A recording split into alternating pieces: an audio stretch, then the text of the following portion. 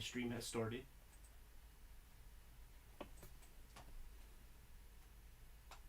Morning King Kayfabers. Back from Heroes.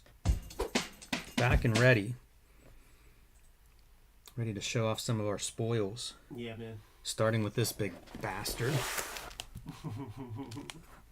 Yeah, like the story behind that has to be told a little bit because there's some swag to it. There's some swagger. I didn't mean for there to be any. That wasn't the intent. No, of course. Everybody there knew that. That's funny. All right, I just sent you the stream.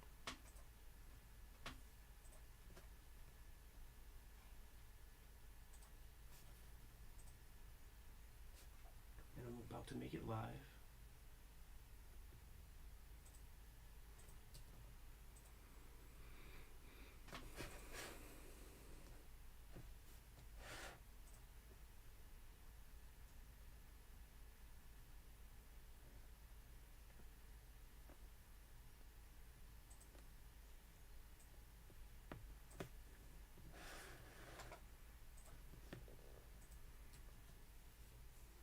Oh man, that looks cool in the setup.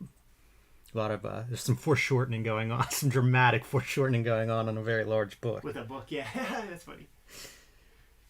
Cool. So this is one of those books that you do the author photo pose in front of. Yeah, it's a good prop. Yeah, I had some good ones taken in my bedroom where, like, I'm just like looking at the books and like the feet are coming forward, and it looks like the littlest boy. Yeah.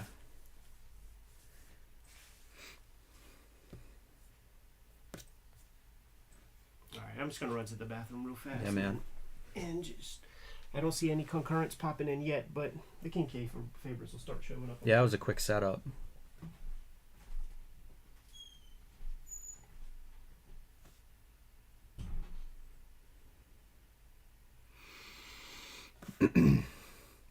Well, welcome everybody.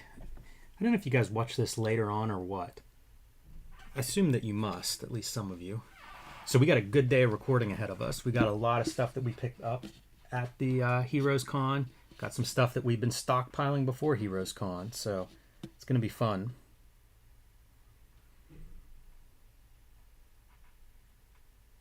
Also, anybody that went to Heroes, make a note in your comments. Because we definitely ran into several King Kayfabers there. Man, it was a good show for comics as usual, and a good show for comics talk as usual. Always curious what everybody picks up at that show too. Although this is the time whenever curiosity will kill the cat, because this is when you see what people picked up and you missed, and not always easy to find after the fact. That would always be my regret in the past whenever I would table at these shows that had good other cartoonists, is you come home and you start to see the after-con reports and you see the list of books that you wish you had picked up. But always curious, because who knows, might cross paths with them again in Baltimore.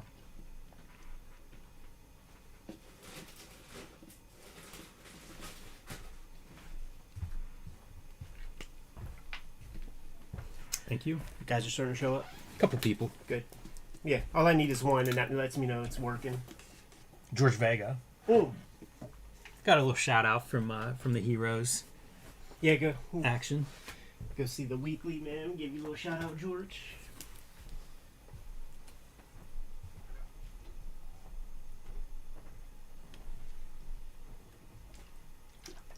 George, have you been to Heroes before, or was that your first time?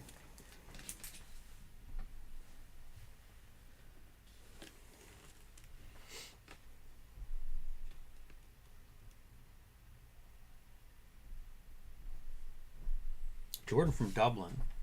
I was in Dublin last year around this time. Probably a little bit earlier in the year. Beginning of June, maybe. Picked up a Love and Rockets there that I was missing from the collection. Love that stuff spread to other countries at that level. I think I picked up a Corbin Swamp Thing too. Go to Dublin, buy a bunch of American comics.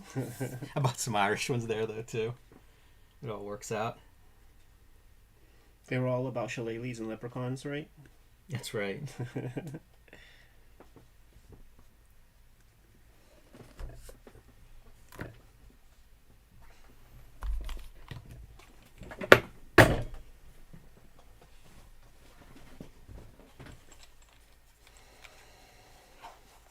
Robert Williams looks like a fucking Manson madman with that catfish G.G. Allen mustache. That whole picture is kind of wild. Yeah. Talk about just elements out of time. Because it's the 70s and they're sitting on like a 1930 car. Like a Studebaker.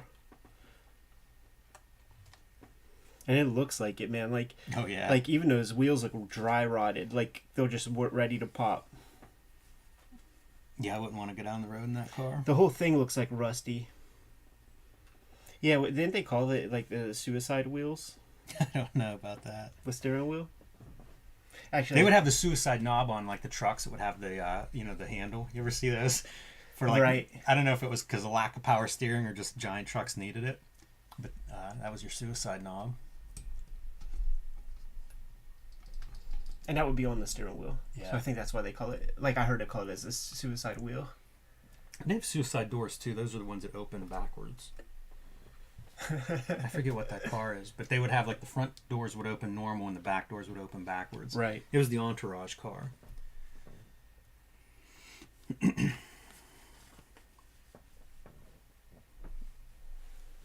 This is the big one. Yes, sir. We've handled such things before. Yeah, 2 up.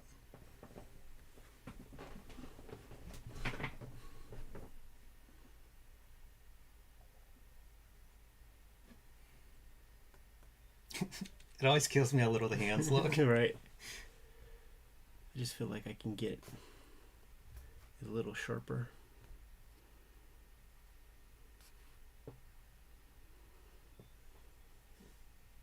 Because it looks a little fuzzy to me. Man, how can you tell with that?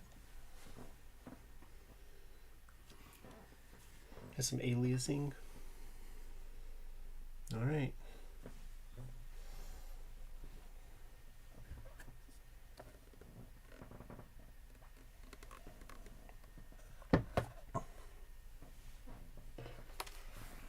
Do the King Kayfabers know what we're looking at? Weird Worlds Artist Edition.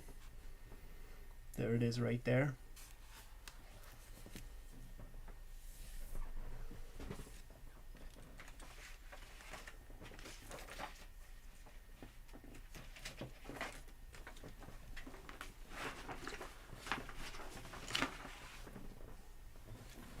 Will we shoot an ad like the last couple weeks?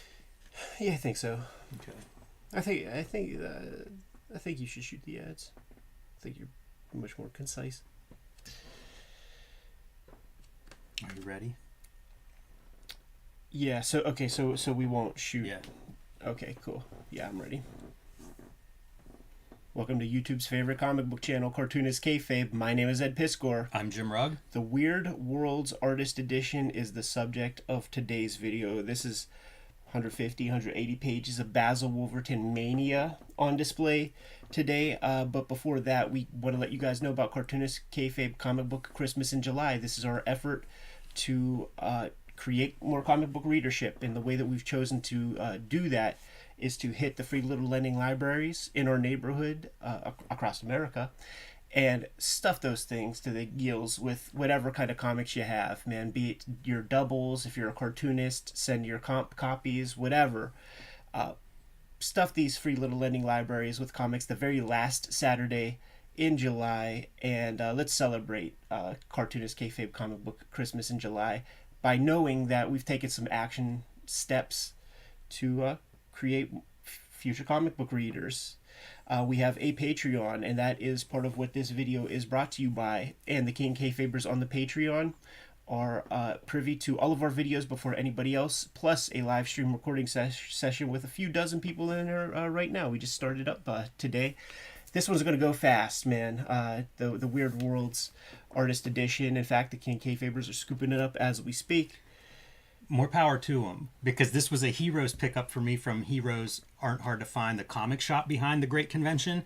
And I've been looking for this for a bit because it is out of print. So yeah. If you guys are watching at home and you find one of these at a reasonable price, grab it, because they're not that easy to find. Yeah. Jimmy, why don't you tell the story behind how you acquired this piece, man? Because there's a pretty big Willy Baller move.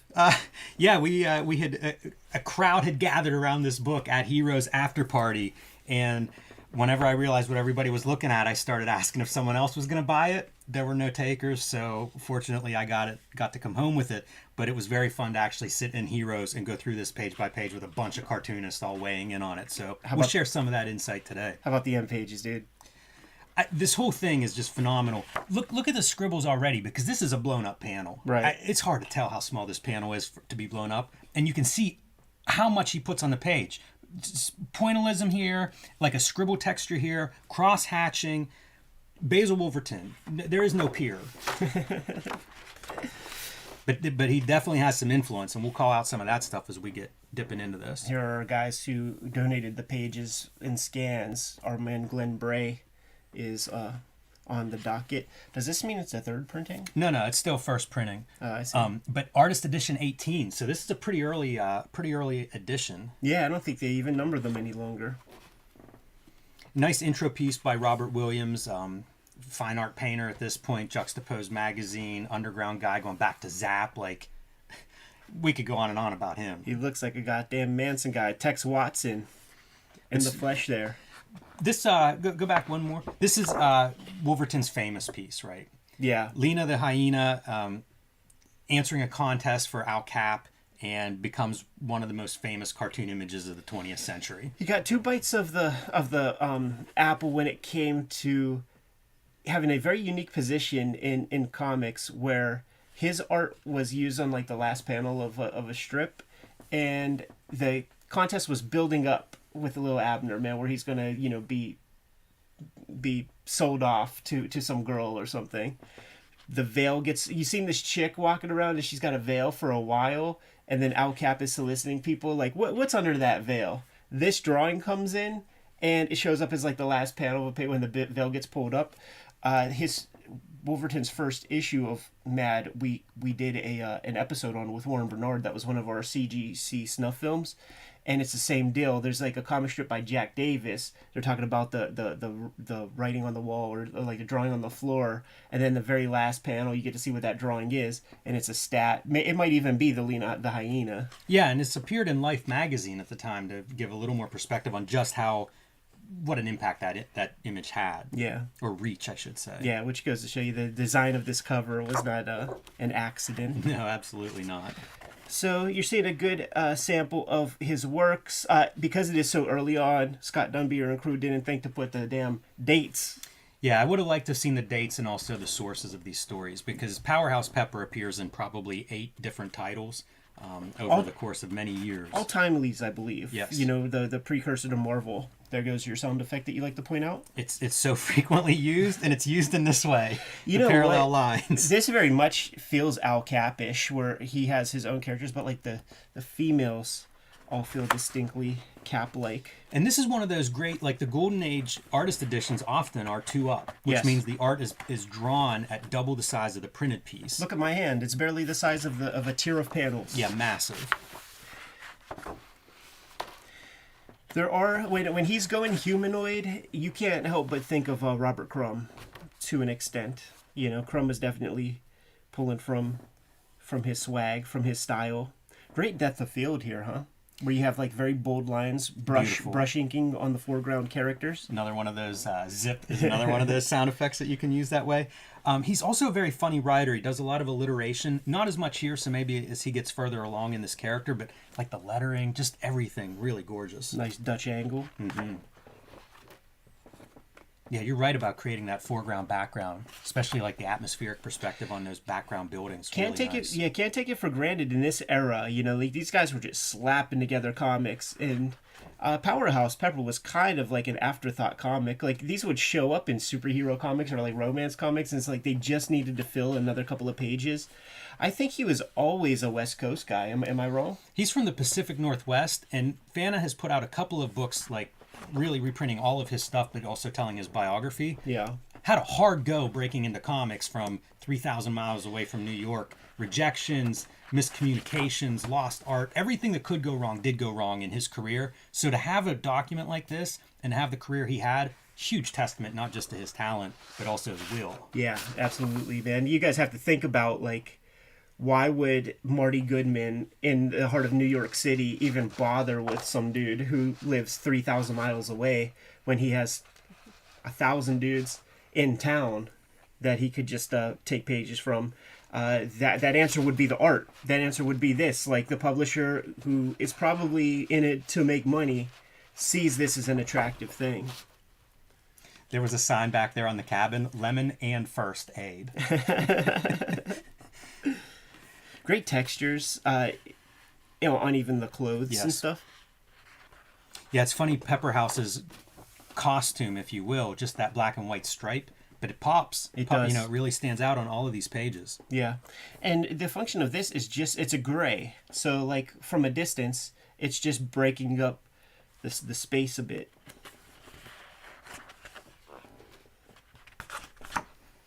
And he's kind of a classic physical comedy guy. Totally. So you see these falls and a lot of physical comedy, rope around a tongue, pulling a guy out a window.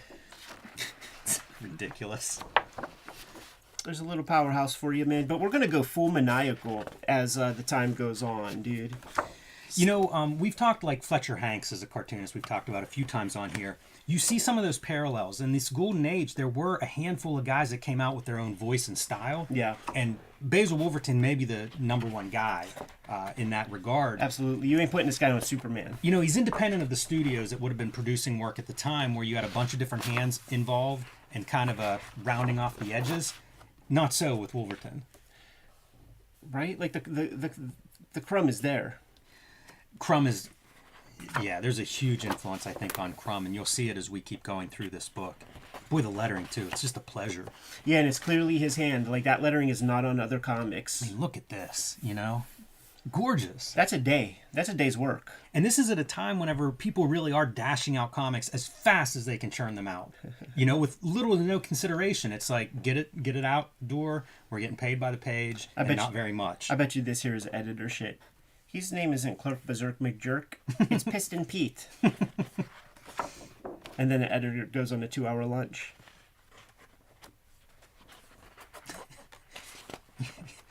It's so silly. You can't heat this room with a blowtorch.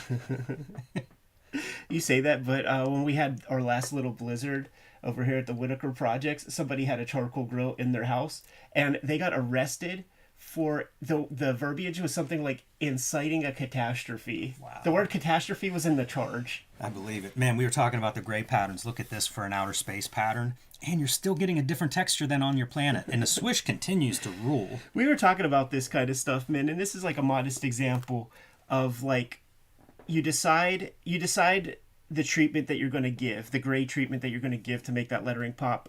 So then maybe you start at this corner or that corner. At what point do you say,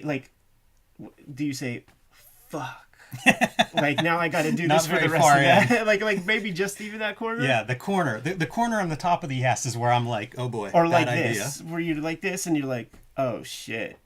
It's so gorgeous though. Like you look at this and it scribbles. Yeah, it is. It's just such an interesting texture. Little loop-de-loops to create outer space, and it totally works. It is not like spatter. That one line style. You can imagine the pen just not coming up. Just scribble, scribble, scribble till you have the texture you want there. And, you can find Wolverton reprints. Like, Dark Horse has done some. Fantagraphics has done some. I've pulled them out of dollar bins. Yeah, off the reprinted. You can find, like, old weird 70s reprints. And Glenn Bray's name is all over that stuff. Yeah. Yeah, we looked at Glenn Bray's art book collection. Blighted Eye. And he does a lot of great artists in there, but Wolverton was one of those guys I hate to say rediscovered, but I think he definitely brought him to another generation. Right. That's really sweet. It's so cool. It's very thoughtful as a cartoonist. You see this kind of stuff, and I start to think the Fleischer Studio had an impact on Wolverton's ability. It could be. You also note like how good he is at lettering, from sound effects to even like these cartoon symbols. You could reverse engineer this and say, what skills do you need to be a cartoonist? Especially a cartoonist who's doing it all yourself. this is coming from a bunch of different hands. So like whoever scanned these pages are really like jacking up the values. Yeah. So you could just barely see a little bit. Because like I was looking at that and I'm like, there's no way it could be that red Right. on the original. Yeah, there's some color correction there. And for people at home that don't know what we're talking about, compare the last spread to this one where you can see the yellow of the paper a little bit. And even that's cleaned up, I would Yeah, bet. yeah, you see no brush strokes. That's the thing with all of these. But I think that some of it might have even just been the artist edition finding its footing. That's true. Man, this is a great example of that kind of maniacal obsession because we had looked at scribbling. These are not scribbles. It's perfect circles. These are like circles shapes. on circles. Like this is drawing 25,000 circles. You know, and it's part of what I love about him is that obsession. Now we're getting into some really awesome stuff. Spacehawk is one of those series that Dark Horse, I think they reprinted about 4 issues of this. Yeah. But you're looking at 12-panel grids of incredible levels of detail. And let's talk a second about the printing of Golden Age comics and what must that have turned into. And even if it wasn't that bad, when you start to put on like a cyan plate of color and you have dots competing with that, you're just muddying it up a whole lot. But from the stuff that I remember seeing from Spacehawk, a lot of 100% values. It was almost like LB Cool covers except on the inside. Yeah, well said. And that I think that's a good approach for this material. He's it's so interesting because there's a rawness to it that my mind goes to a place of folk art, Yes. but he's too good to be relegated with like outsider creators, really. Yeah, I heard a phrase at Heroes this weekend, American naive. I like that. And I think there's some qualities of that that you can find here. I love these like moons and the planets. You know, keep watching those at home because you'll see like, look at the cragginess of that planet. The mountains, you know, like really taking something that could be a throwaway background and making them interesting in every panel. Looking at the sci-fi strips, it tells me that he was very much informed by pulp illustration. Yes. And that's where a lot of his hatching comes from, I have to imagine. It's kind of like the etchings of yore. Mm-hmm. I see bits sometimes of like a Virgil Finlay. Yeah. You know, these guys who were really great in black and white. Now, I put Wolverton in that class. Now, this was a conversation with us amongst the kids that we were looking at this thing with. And we were like, okay, well, they didn't have screens or whatever back then, but like that is such a fine gradient. Like if you soften the focus of your eyes, you cannot. I can't imagine you could control a spatter like that. And as I say that, I think I see a cut right there. So I think it is a screen. Yeah, it'd be interesting to know what kind of material is available at that time. Yeah, in screens. Because it's just too flat. It's a smooth gray. Like I could believe that this one has some of its own spatter because it's lighter here, darker here, and then he's hitting it with some white to give you the shape of those cracks. It's very artfully thought about. He does gorgeous stuff with all of this black and white work. It's not one technique that he's relying on. No. Like you can see him doing these parallel lines again. You can see him feathering lines out. A lot of pen work, I think, on this strip. Yeah, not afraid to use a tech pen, which was just almost never done. Look at that, just like very subtle lighting, and this is the complete opposite mentality of the jobber mentality, because you ain't getting paid extra for that. No. And those jobbers would tell you like, listen, speed it up, man, you're making us look bad. Love this. You've got 2 different sets of like, you know, beams coming out of that ceiling.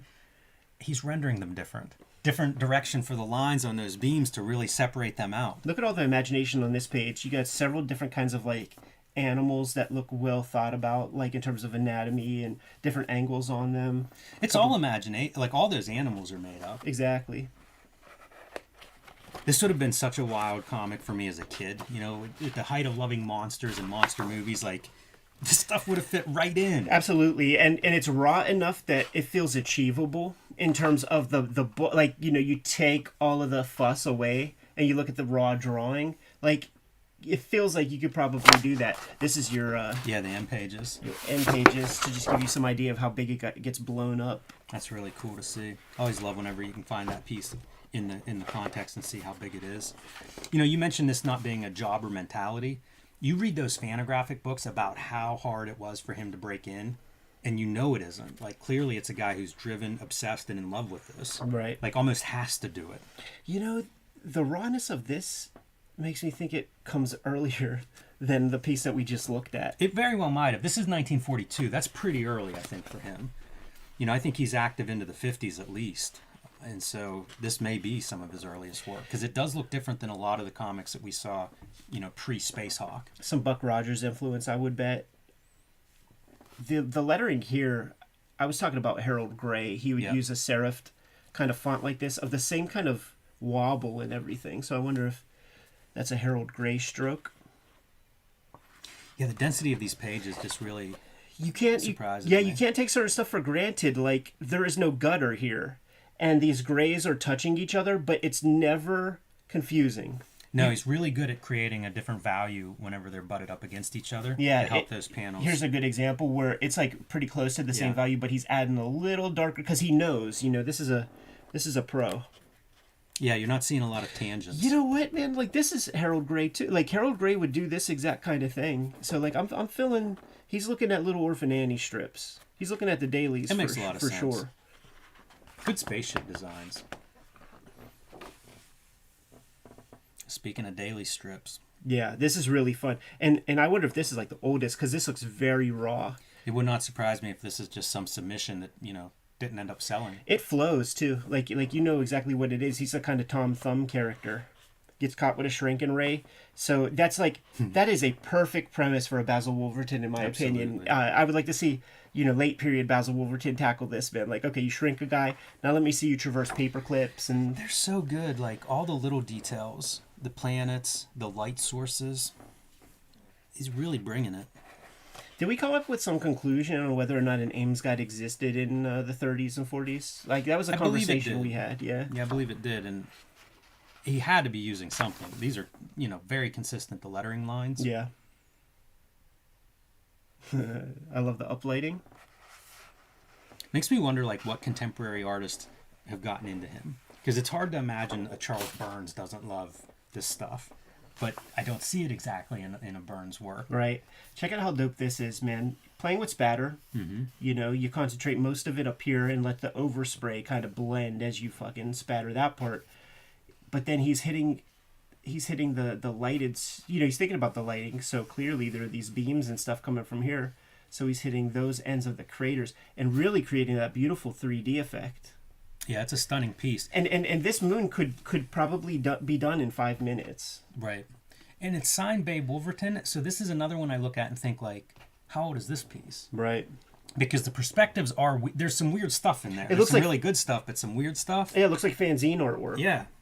You know, yeah, like, I wish it was very dated. I wonder if there just weren't dates available for some of this stuff. These strokes, these raw ones, where you just know he's tearing up the paper with the ink and all that. Very Harriman-like. Mm-hmm. And then you get over here and it's so controlled. Yeah. From these background heavy lines here too. Like, if that's done with a nib, putting pressure down to get that heavy line, and then you cut down here and it's these perfect edges, no holding line or anything, but just very controlled. And even the ground plane, now we go to horizontal instead of the vertical lines. Speaks more to that Fleischer, that old animation that would just be surreal, psychedelic. You can see why, like, some of those underground dudes in the 60s probably gravitated to this stuff. This is just insane. What is that? Damn, this is another, like, fanzine type, super old looking piece. And we were looking at this, and I was wondering I think this might be, see, because the levels are blown out, you can't tell, but I think it is a duotone. Yeah. But he's doing interesting stuff with it. Like, he's not letting it lay even, so he's, like, maybe, like, you know, got some kind of spongy dauber, you know, like you could kind of see the daubs. Yeah, coming in with white on top. There's just so much going on there. I wonder if that's a submission too, or if that's something that was actually printed. And now we're working under a pseudonym. Yeah. I'd like to think... Which is funny, because he's signing it down here. So maybe this was a fill-in or something. I'd like to think that he got rejected from that publisher, and he was like, well, let's see if they like Dennis Langdon work.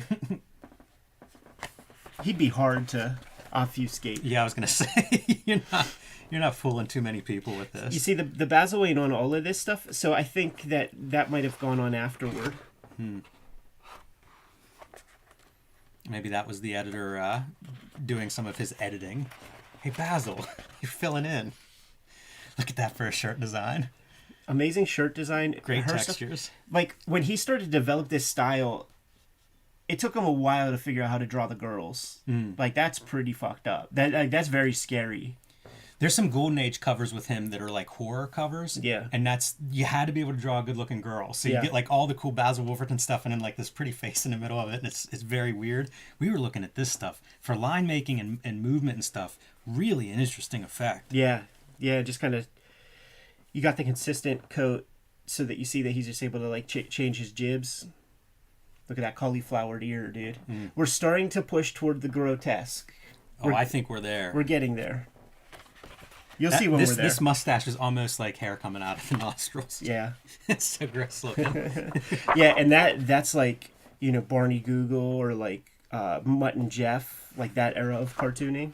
Love the big heavy line too, the outline. Yeah. That's a piece I don't think about all that often, but it really pops here.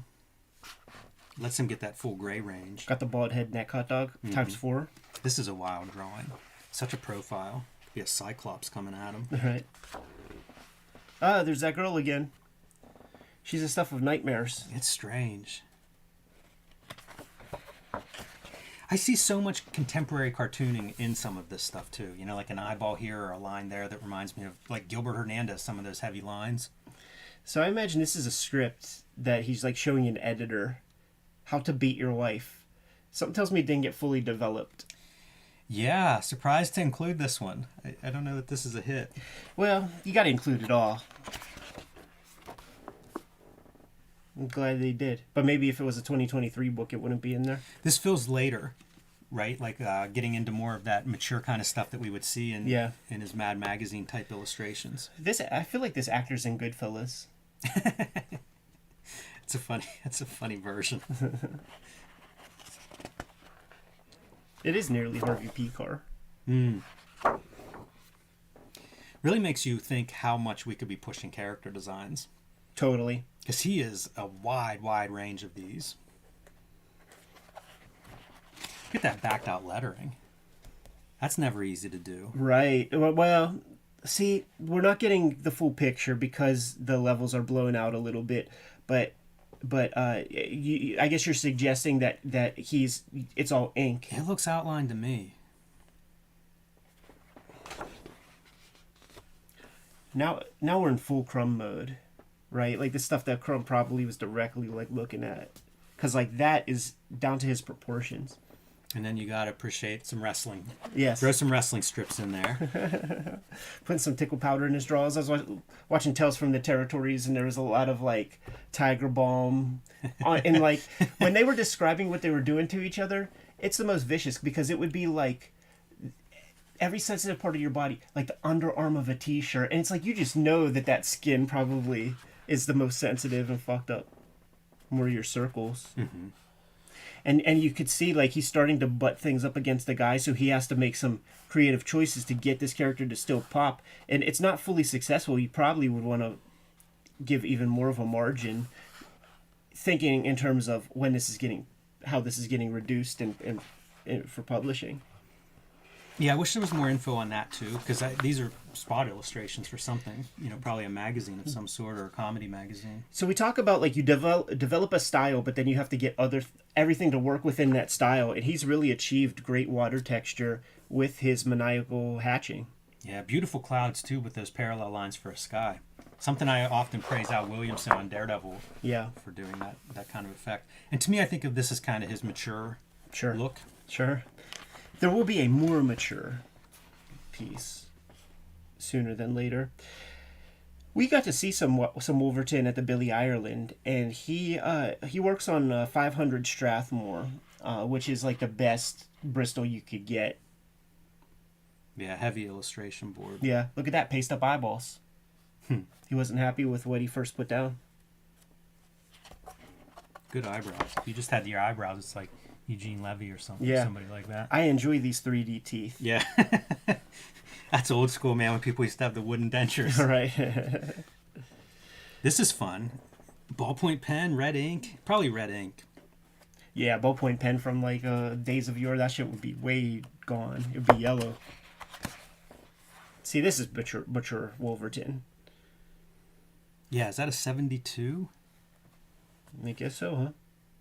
This might be the stuff that Glenn Bray commissioned. Yeah, it could be. For that little zine he put together. Look at this, man. Yeah, drawn for friend Glenn Bray.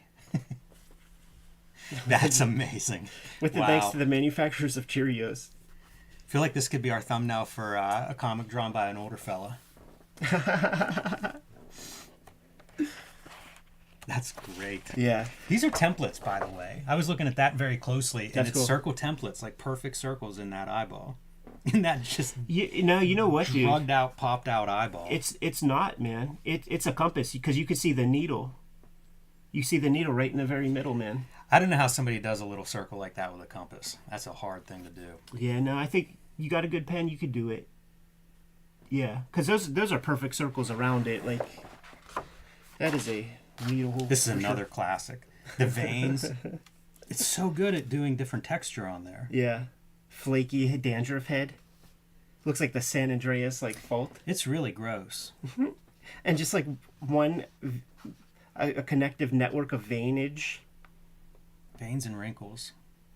I don't even know what's going on here. This is like that plant from a few pages ago. I'm pretty sure this is a reasonably sober guy. Yeah, I think so. Yeah. A devout Christian. Oh, yeah, we'll be getting into some of that, right? Here we go.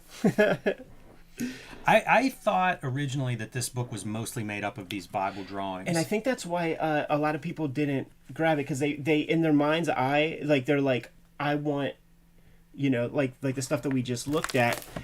I would say that this cover's not the most attractive in terms of, like, what's inside here. There were a lot of better drawings to put. This is one of those Bible drawings on the cover. Yeah, it is. Well, that's what I'm saying. That's what led you. There was a collection of those, and that's expensive in the aftermarket. But when you get here, it's like, no, I'm totally satisfied. I would love to look at this. They're beautiful. Like, these are just like fine art drawings. But he's really figuring out that hatching stuff, because, like, it doesn't go anywhere. It's a singular value a lot of the times, Some duo shade pieces. Duo shade on top of the hatching. Like, let's see what that looks like in print. Yeah, I'm curious about that. These are fun, like, very detailed buildings. Makes me wonder, like, did he draw this at this size? Do you think this is bigger and being reduced? Because that's nuts, that detail. I'm going to stick my head into the camera a little bit. Yeah, that is obsessive. Like I mean, this too. Because, like, you could do, like, a couple, and he kind of did, right? Like the intention was probably to do all that, but then he's like, I'll just do this. But even making those marks, you could get lazy, and he never gets lazy. There's another. Yeah, this is, like, it's so neat with the perspective, like the dark line that is not going over those very, very thin, I'll call them gutters, but, like those very thin white lines. Yeah. Like, he's dragging hundreds of black lines up to that neatly. He could be a Notomo assistant. That's what I think of, too, with some of these. Yeah, there's your cover. Yeah, that's not the image to put... from all the stuff that we looked at, that's not the image to put on the cover. That's amazing. Again, for just the grossness of looking at that. Boy, he figured out textures that just are... One of the things that he's great at is consistent lighting. Because, like, when you start to play with this and you start to make choices, you want to kind of stick to that. Because it's obvious if you don't. If you have, like... Mm-hmm. It's obvious when you're just, like, you developed a hatching and you're just putting it everywhere and there's no consistency. But even, like, the textures into the white here, that's such a smart drawing approach. Any ideas here, Jim? Play-Doh is new? I have no idea. I have no idea what this stuff is for. It's wild. It's so creative. Like, brain texture, but not brain shape. Right. Just floating in that dude's soup head. The Adam's apple's disgusting. It keeps that cartoony element, too. Like, those eyes are classic cartoon eyes. Yeah. But just grafted onto the most disturbing everything else. This really bothered me. Like, having that, like yeah, it's good. Because it looks like he got hit with a hatchet a bunch of times. I like how he does the Play-Doh or the spaghetti hair. Yeah. One more of those textures, but really stands out. And if you look close on these, you can see that he's making those thick lines with several pen lines. Yeah. Yeah, this, too. Like, you could see some void inside. So it's like maybe he put the dip pens down. Now this is a revelation. Never seen him play around with airbrush before. Those look really great, like looking at the monitor. Yeah. They look so tight whenever you reduce them a little bit. It's another one of those strange images. And look how close he is to the edges of the page. Like, just really filling up the space. Also looks like that old Fleischer Brothers kind of animation. It does. Like, I wonder if this would be in magazines. Yeah, I wonder if this would be hanging out with Robert Williams. Because I would guess he would have some airbrush stuff laying around working on cars and things. Right. There's your throat goat. Nice tonsillitis. That got a pop. I think this guy was at Heroes Con. I think 4 of him were at He's gonna say Heroes more Con. than one. Him and his 3 triplet brothers. See, this is fun. This feels like just inventive, like he's drawing and kind of like thinking of weird stuff to put on. It's all consistent. Yeah. Doesn't veer off at all. Getting Roman with it.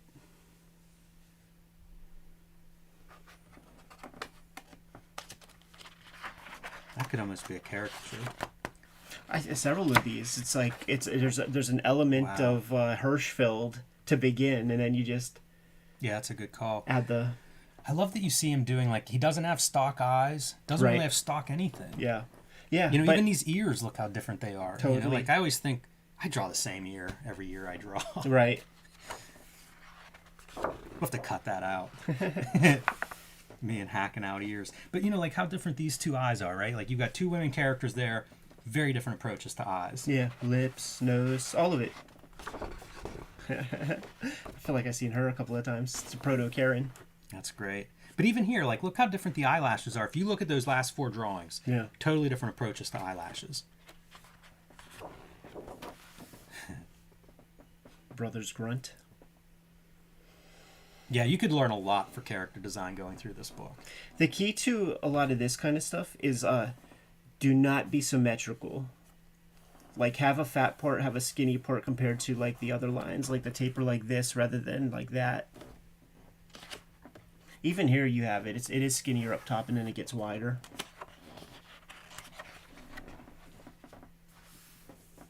That feels like your classic 1960s mean boss. Right. I feel like this is an image that I would think about often. Yeah, very disturbing. The more you look at it, the more upsetting it is. Born 1909. Great little artist edition, man. Yeah. Like I say, I'm excited to spend some time with this and just really kind of take some stuff in terms of the character design and the cartooning. Yeah. Get the impression that the editors and designers appreciated that water texture also, huh, Jimmy? Oh, it's amazing. How couldn't you? I feel like a more late period Basil Wolverton would put some bubbles right about there. Bubbles would be a good choice. Look at Kirby the foam. Crackle. Good foam. You know what it all is. And then there's no white out there as far as the scan reveals, but it's just controlled hatching. You know what there is, though, is like an ink wash. Wonder if something got wet there before it was dried. It didn't pass the spit test. This is the kind of lighting that I adore, man. And it's one of the things in Crumb's work that I really like, because it really, like, I spent some time trying to figure out how to do that. It really sells you on the three-dimensionality of this 2D drawing. I also like that he's doing cartoony stuff, like very, very cartoony style. Yeah. But it doesn't shortchange on the rendering. Like, I see a lot of cartoony style today where it's almost like, oh, this is my shorthand for, like, draw it real fast. Right. I don't feel like this stuff is drawn real fast. Well, Not it at may all. be, but he's putting the time in so that whatever he makes up for on a quick outline of a figure, he's not done with the piece yet. You know, Yeah. like this kind of rendering and stuff. There's no real shortcut to that. There it is, man. Basil Wolverton's Weird Worlds Artist Edition. If you're good to go, I'm good to go, Jimmy. Yes, sir. Kayfabers, like, follow, subscribe to the YouTube channel. Hit the bell so that we can notify you when new videos are available. Cartoonist Kayfabe Comic Book Christmas in July is coming the very last Saturday in July. We're taking a bunch of our comp copies. We're taking a bunch of our comic book doubles.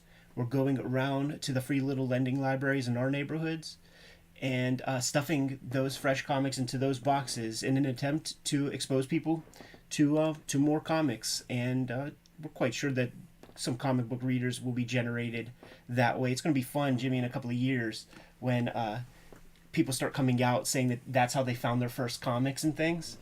It's going to happen. So that'll be the last Saturday in July. We encourage you guys all to participate in that. But we also have a Patreon, and that is where the King Kayfabers are seeing these videos first. I took a little Google search online before we did this video, Jimmy. There's a couple weird worlds out there, but there might not be now because the King Kayfabers bought them. So join our Patreon. You have access to our live stream and the videos before anybody else. But ultimately, the videos are brought to you by the books that we make. So, Jimmy, tell the people what you got. My latest book, self-published, True Crime Funnies. 3 short stories, nonfiction. And people were asking, it just debuted last week, and now it's available on my website by the time you're watching this video, jimrugg.com. I'm also putting up some of my extra comics from the past few years, like my Blacklight Octobriana, Wrestling Zine, and whatever other extras I have pulled out of my boxes of comps and doubles and all of that. So join me on there to fill out your Jim Rugg collection, and join me on patreon.com/JimRugg to read my latest comics. The canaries are gleaming on the Hip Hop Family Tree Omnibus. This is the size of the spine. It's going to be 504 pages of comic material collecting all 4 volumes of Hip Hop Family Tree with about 140 pages or so of additional material that's coming to you in time for the holidays. So scoop it up, put in your pre-orders now. So many of you have pre-ordered already, but I bet you if you think about it, you got a hip hop fan in your life, and this is going to be they don't know about this. That's going to be an amazing present to people. There's also going to be, in time for the holidays, the X-Men Grand Design Trilogy is coming to you in trade paperback format. So make sure you get your hands on that.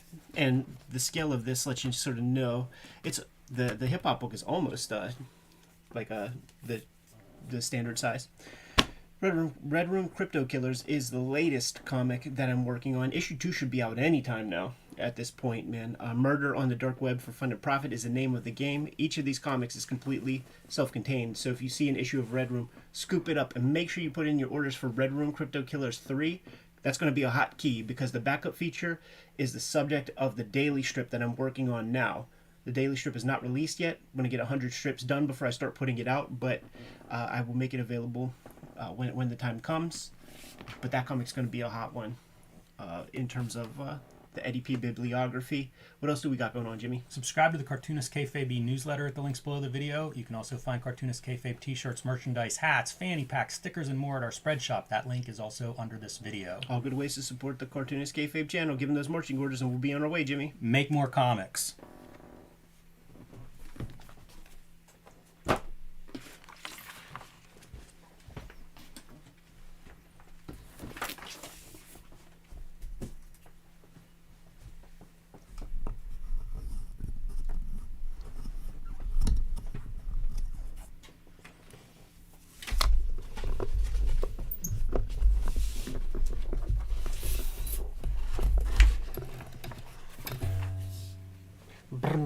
Sometimes that happens on a recording.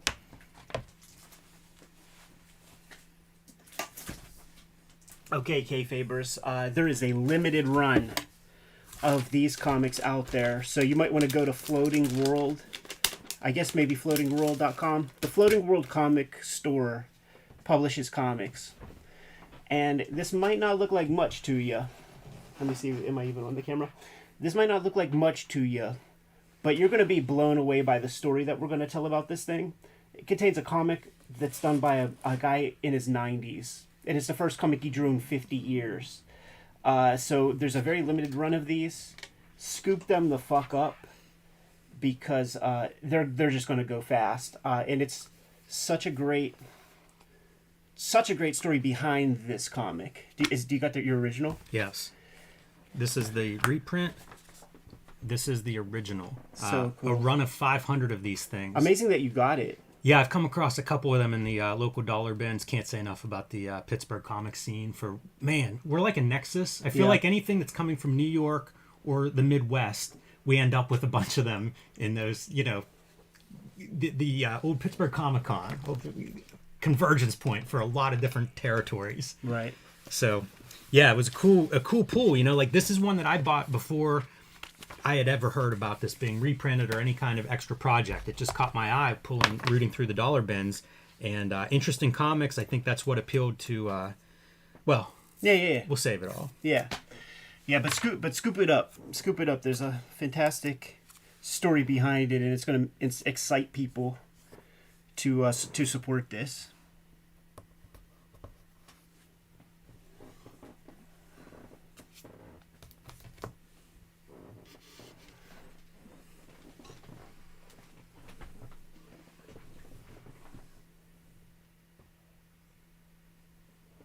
I'm going to put your original on there. Yeah. Yeah, some very minor differences. A little darker. You know, like I think it was relettered. Or maybe they went over the lettering. Yeah. It's much heavier. Something's funny. But all lines are. Look Yeah. at that. All lines are. Yeah, I think it's just from the cover. Like they just scanned from that.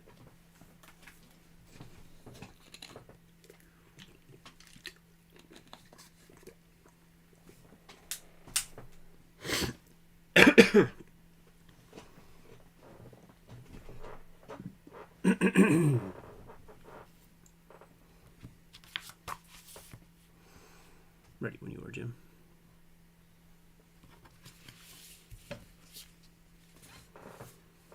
Welcome to YouTube's favorite comic book channel, Cartoonist Kayfabe. My name is Ed Piscor. I'm Jim Rugg. We have a very special video to show you today. Some of our bounty from Heroes Con.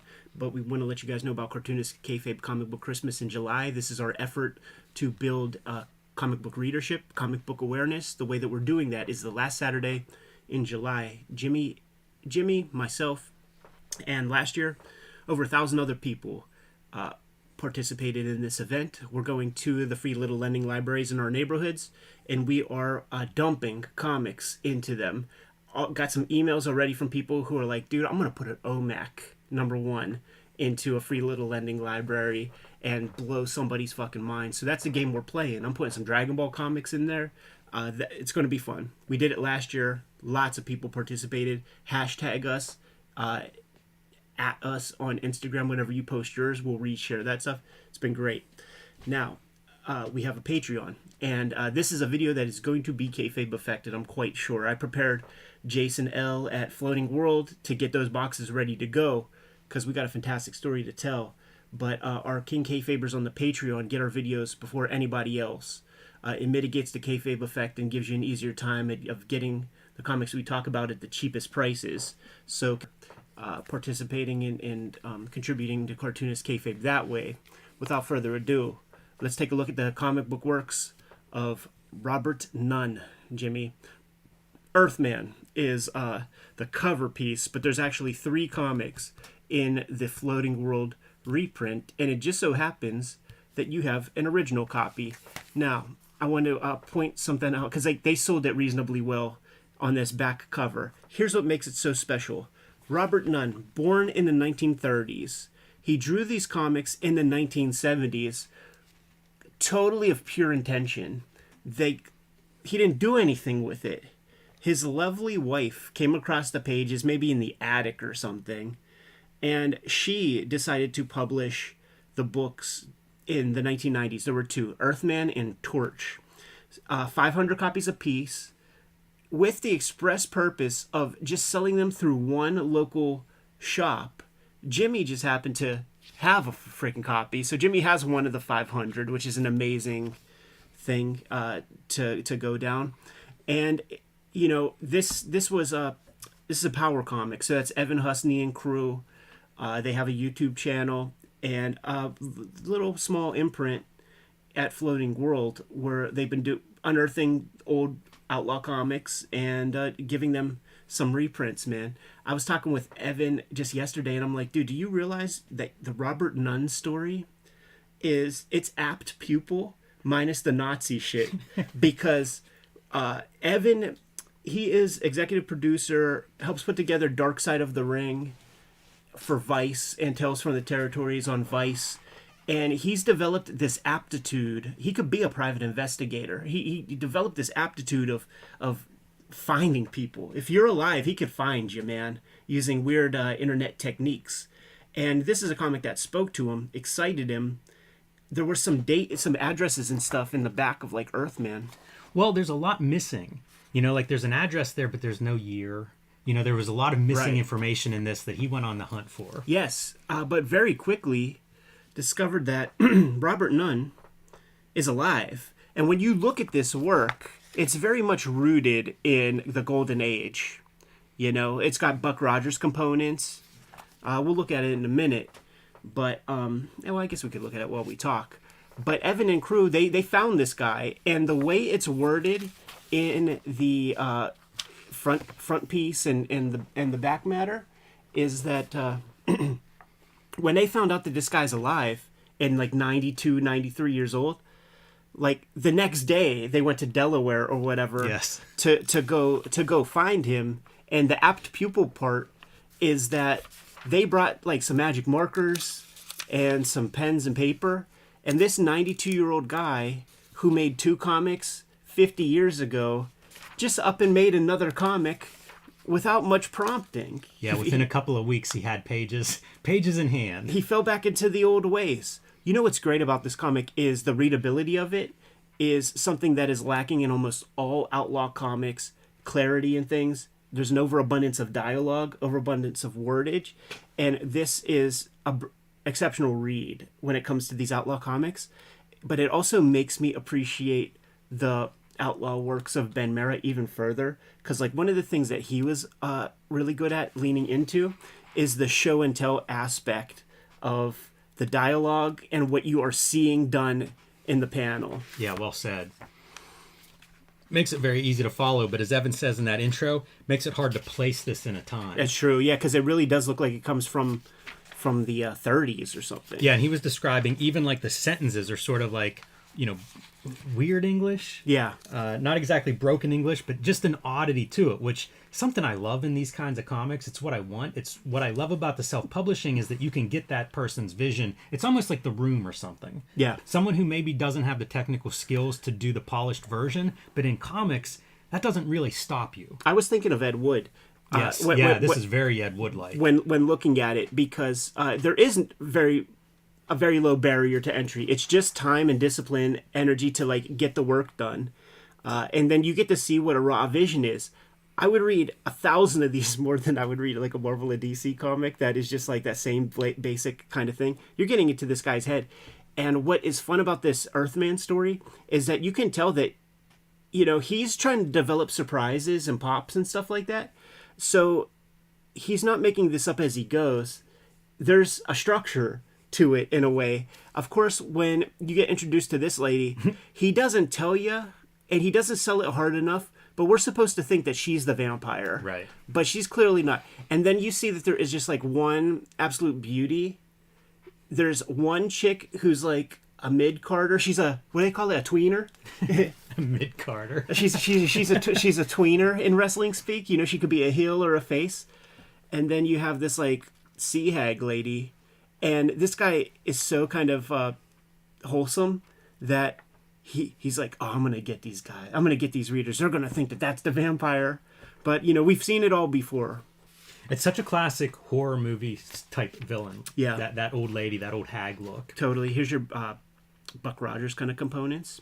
There's a meme floating on it's a video on Instagram. I come across it twice. It's a movie from like the 20s or 30s, and it shows a transformation before you like your eyes on the camera where the person takes off a wig and the skin turns super haggard and shit, like, and it's not a dissolve in the film or anything. It's Can I guess? yes, Change in lighting? but a reactive makeup Okay. to that change in lighting. So it's like a light gel, and then it makes this skin like look crazy and like little shit under the eyes. It's so and clever things. for an effect. You got to see it. It's pretty great. You know, he does a good job, too, with some of these panels. Like, there's a lot of classic panels and a fair amount of variety. You know, get a close-up in there. Get a one-shot. Get these characters in silhouette together. The storytelling is not bad. It just, you use that term American naive, Yeah. and that's all over this. Yeah, definitely. It makes me wonder, and it's not totally covered in here, but how must this guy have responded whenever, like, a couple of kids show up decades later being like, dude, love your work. Tell you, man, apt pupil, dude. Apt pupil. So, in the end, the beautiful damsel in distress is in fact the vampire, and then at the last minute it becomes procedural, and I love it. It goes into this whole thing about the crosses. This page is how this guy was able to tell that she was a vampire the whole time, and it had to do with pinholes on her neck. Since vampires thrive on blood, you made sure you were found on the street so you'd be taken to the doctor's office to get a transfusion. I guess they don't check your blood levels back in the 30s to see that, you know, all your blood is in there, but a couple of pinholes will suffice. And this is the most ridiculous one. The phone was on the west end when it was hung up, but after Granny did something or other, she placed it on the east end, and that's enough to reveal to Buck Rogers that this lady was a vampire. It's amazing, like the two drawings of the phone too. Didn't copy them, didn't photocopy it like you might expect or anything, and arrows, like right. diagrams. Like this is a presentation, a PowerPoint he's giving. When he starts getting to the end, he's really rushing to finish. You could see it, and I get that, man. Like, props to this dude for making a whole comic, because when I was starting out, I could barely get past page 3 before the skills would develop a lot more, and it would just be so ugly, and I would come up with better ideas.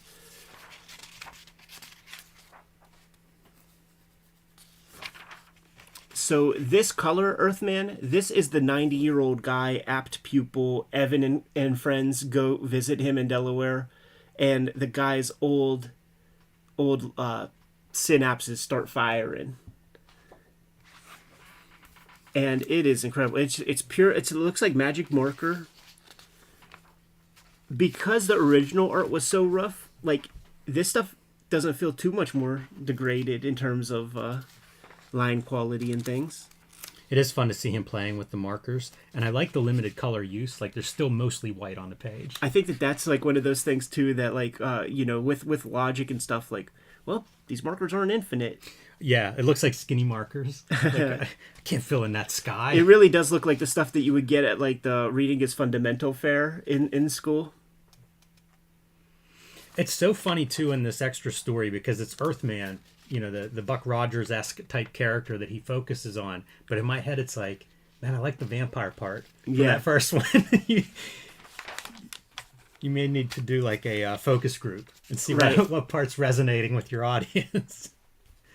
It is great though, and it's cool to see, like, apparently a high level of enthusiasm to jump into this at the chance to do a little bit more, to revisit one of his popular characters. I think those guys showing up, I mean, this might answer the story, you know what I mean? Like, I think this guy got some revitalization like no other. He's got pep in his step. Yeah, and I don't know whether he's still out there, but I hope he's watching this video right now. Yeah, me Bob, too. if so, man, congratulations. And I'm gonna knock wood, but I feel like, getting these guys show up at your door and having that revitalized energy, I feel like that could add years to your life, man. Could be, and maybe more books to come. The Cuckoosaurus. Some of the creatures that are on this planet. This is like that, like, Codex, whatever the fuck, man, where he's just giving you a bestiary of the stuff that, like, lives in this crazy world. The red poo-poo tree. All right, now we're going to Torch, dude. This is the thing that Jack Chick never figured out, man. You gotta come up with a Christian superhero if you really want people to get behind your dogmatic and retrograde views. Yeah, and I wonder if I've seen this comic and passed on it, because, like, this is a ridiculous looking comic. Totally. Champion of superheroes. Like Clarendon, I think, on your font there. Amazing. And I love this. Must be like the inside cover of the actual book. Yeah. Like, very ambitious. Look for more adventures of Torch. Wasn't Torch that he revisited? Yeah, it's true. But I don't know that his views have changed in all these years either. And this is, anti-homosexual screed kind of thing. The lettering is much better. The cartooning, I bet he did this after Earthman. Absolutely. Because the cartooning looks like it's the next level. Yeah, it's way sharper.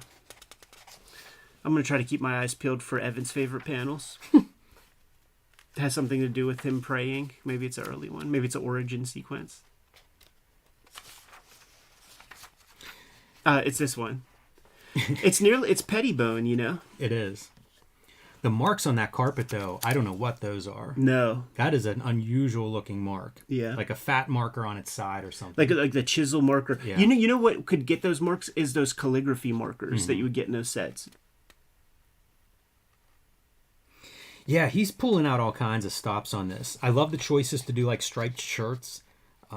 You know, mixes up, you get an external shot of the church, you know, and it's almost like a little kid draws it. It really is that naive style. Oh, yeah. That's more of that stuff that Morrow would be able to lean on.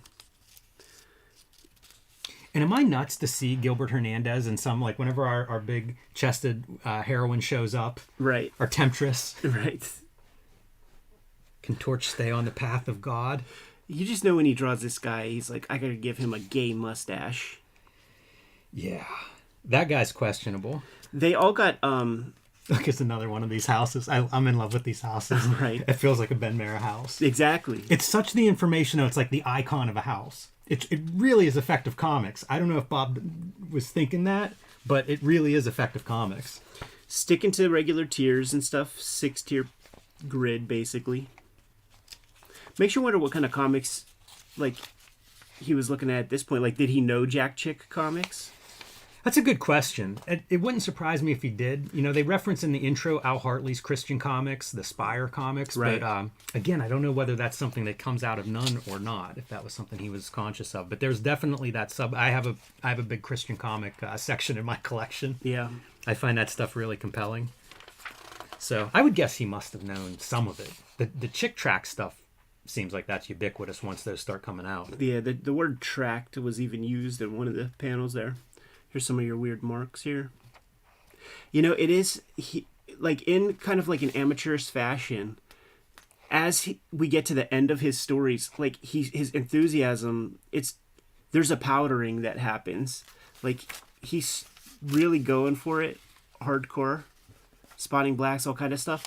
And then here, it's getting really, like, side view. It gets bogged down in exposition. Right. Which is something I think a lot of comics, if you're really concerned about that, have a problem as you get near the end where it's like, oh, I got to tie up all these, I got to answer all these questions. Right. Little Gil Kane montage sequence here. That's a funny reference. It does make me wonder what this guy's looking at. Yeah. Evan needs to do a follow-up interview with him and get some influences down on the record. So this is the back cover to the Earthman book. That's right. And check this out. The new Earthman comic book. Then please write to your local newspaper and ask them to put it in the paper. Ask them to write to American International Newspaper Syndicate. And here's like the address. Like, even that's a naive approach. And to this day, like, you sort of, there was very little information, and this guy wasn't a New York cat. Like, there's very little information back then, so you had to kind of like give it a go, figure it out. And you had to do some real diligence to figure out how to make, approach a syndicate, where to find a syndicate, all of that stuff. It's the year 2023. We just came back from Heroes Con, and there's still people who like have some acumen, have some skill, and are very like naive in terms of like how to approach people, what to do with it, what kind of publishers would be interested in that kind of thing. But we have access to all information now, man. But this is that amazing vestige of a time where, you didn't even know how these guys, what these guys used to ink. It's so kayfabe if he's making up that syndicate. And look at this signature, man. He has the signature of the superstar. That's it. Or the rank amateur. Either way, but that is a lot of signature going on there. Yes, sir, man. So there it is, dude. Comic by a fucking 90-plus-year-old dude. The guys at Power Comics, Evan Husney and crew. This is not the first time they've done this kind of thing where they bring out some kind of comic. I think there's a collected John Tar that's being done, which is ridiculous. It's insane that that's happening, man. This is a dollar bin comic a quarter bin comic that we all got, because if I remember correctly, is it an odd size? I think the first one, yeah. It sticks up a little bit, so you can't help but notice it in a quarter bin. They're doing the collected versions of that, and they reach out to these guys and find out that there's like a second issue that has never saw the light of day or is in half progress or something like that, and Evan and crew encourages them to finish the comic, and they put it out. That supplemental material is so interesting. You know, they did Vendetta, the Red Bullet Steve McCardle stuff. Very cool comics from the early 90s. Same deal, you know, track down the guy. It turns out he still has his original art even. It's pretty interesting bringing this stuff out with the extra material. That's the important part. Mm-hmm. That's the part that you need because it's really capturing a wild period of time. Now, this is as far outside as can be because like all those other comics are within that black and white boom system that you even, no matter how shitty you were, you're probably able to make a couple of dollars because these shops didn't want to miss out on the next Ninja Turtles. And at the time, there might have been 4,000 shops. So if they all buy 2 copies, 8,000 for a month's work, like that ain't bad chump change for a guy. And that's where most of that other stuff comes up from. But this is a very, very special kind of comic with all the extra baggage that's packed in there. And this could have been on the cover. This could have been right there. Yeah, it probably would have attracted a little more interest. But hey, man, that's why we do this channel, you know, showing off interesting comics. And this is one of the more interesting comics that I've seen in the last recent time. Very limited print run on this kind of comic, man. So if you are the least bit interested in it having this piece of kind of Americana, I encourage you to order it sooner than later. I love the meta story too. It's his wife publishes this in the 90s. You know, it's a guy who tried to be a published cartoonist and just did not get any bites. His wife publishes this, and then 30 years later, some fans show up to republish it, and both the husband and wife both still around to kind of enjoy that victory. Yeah. I wonder if they have email addresses. Ever could send them a link. Good to go? I am. Kayfabers, like, follow, subscribe to the YouTube channel. Hit the bell so that we can notify you when new videos are available. Cartoonist Kayfabe Comic Book Christmas in July is our initiative to create more comic book readership. The way that we're doing that, hit up your free little lending libraries in town. Stuff those things to the gills with comics. Grab a couple comics from the dollar bin or quarter bin in your neighborhood. Grab some of your doubles. Grab some of your comp copies if you are a working cartoonist. Stuff those things with these fresh comics and allow for the possibility that somebody walks by there, sees an attractive comic book image, goes in there, reads the comic, and gets hooked like a fiend, man. You know, you give the first one free. This is a real free comic book day, by the way, man. Cartoonist Kayfabe Comic Book Christmas in July. The Patreon is there for the King Kayfabers who want to mitigate the kayfabe effect and support the channel. They're getting these videos earlier than everybody else. We had about a 5-10 minute conversation offline before we recorded this to hit them all that you should probably grab this comic because they're going to be going fast. So support the Patreon that way. Support the channel that way. But ultimately, the videos are brought to you by the books that we make. So, Jimmy, let the people know what you have. My latest comic, self-published in the vein of Earthman, True Crime Funnies. Debuted at Heroes Con last weekend. I've gotten a lot of messages asking how people can pick this up, and you can get it now on my website as of June 24th while supplies last. I'm posting a bunch of my comics that are, if not out of print, just haven't been offered before online. So True Crime Funnies is the main one. We've got a crime story leading off nonfiction and then 2 wrestling stories as backups, including Andy Warhol's Dalliance with the Squared Circle. I'll be putting up my Blacklight Octobriana from a couple summers ago. It was a Kickstarter. I've still got a few issues laying around. So, you know, I'm putting up some of these oddities, basically stuff that I pulled out for Heroes Con. It's going to be available to everybody, first come, first serve, starting June 24th, Saturday. This is my wrestling zine. And I'll have some other stuff, screen prints, posters, things of that nature. But some of them are in very limited quantities. So check it out Saturday and pick up some of the Jim Rugg collection that you don't have yet.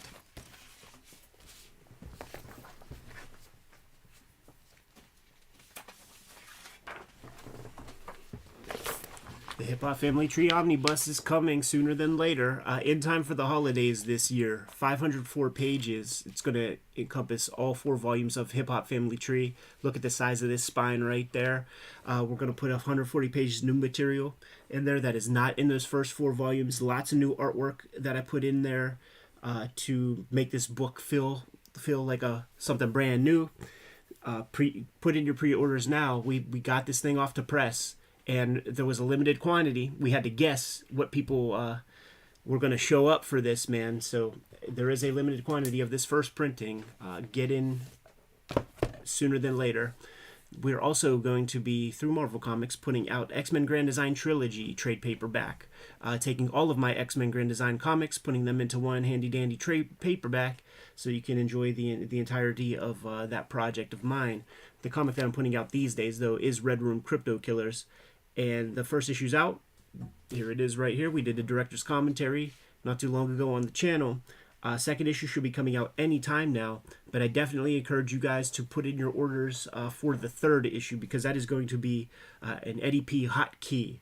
It has a backup story that is going to be the subject of the daily strip that I'm working on, and I'm going to be working on that project for a while, so their first appearance is going to be in Crypto Killers #3. That's a hot tip to the King Kayfabers out there, Jimmy. But what else do we got going on? Subscribe to the Cartoonist Kayfabe e-newsletter at the links below this video. You can also find Cartoonist Kayfabe t-shirts, merchandise, stickers, and more at our spread shop. That is also linked under this video. All good ways to support the channel. Give them those marching orders, Jimmy. We'll be on our way. Read more comics. I was going to put something in yours right there. It's underneath. Oh, shit.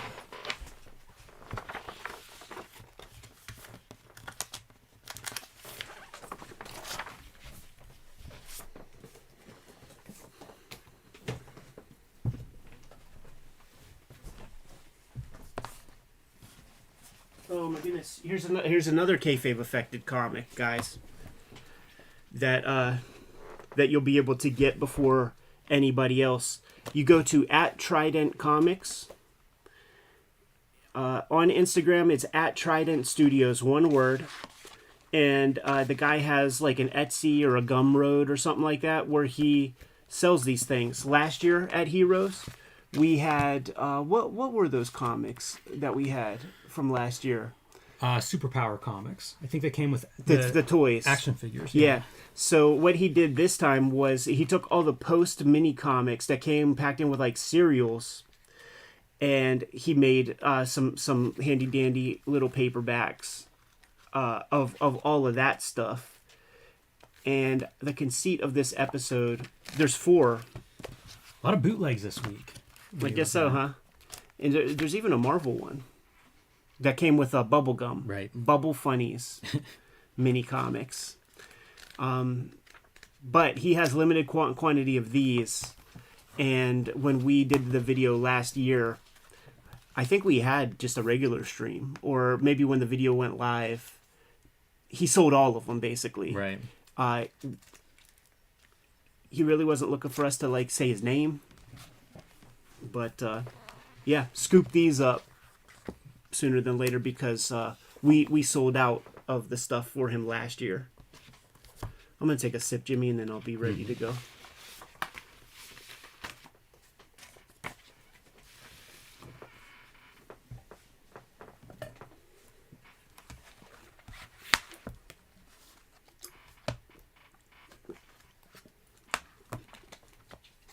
I'm going to pull the camera down a bunch, too. Oh, yeah. And I'm going to go black and white.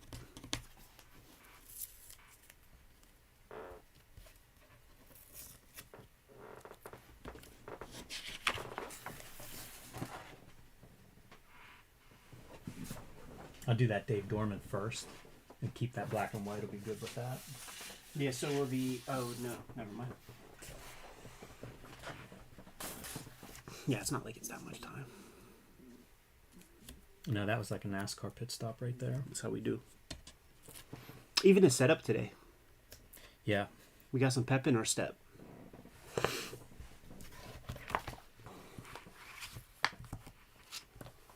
Yeah, Jabba said he liked those superpower books. Wait till you see the next thing he's doing. Yeah, he man. gave us a preview of that, and it'll be my favorite so far. This stuff, I think. Yeah, I guess we'll get it next year. Good guy, fun dude.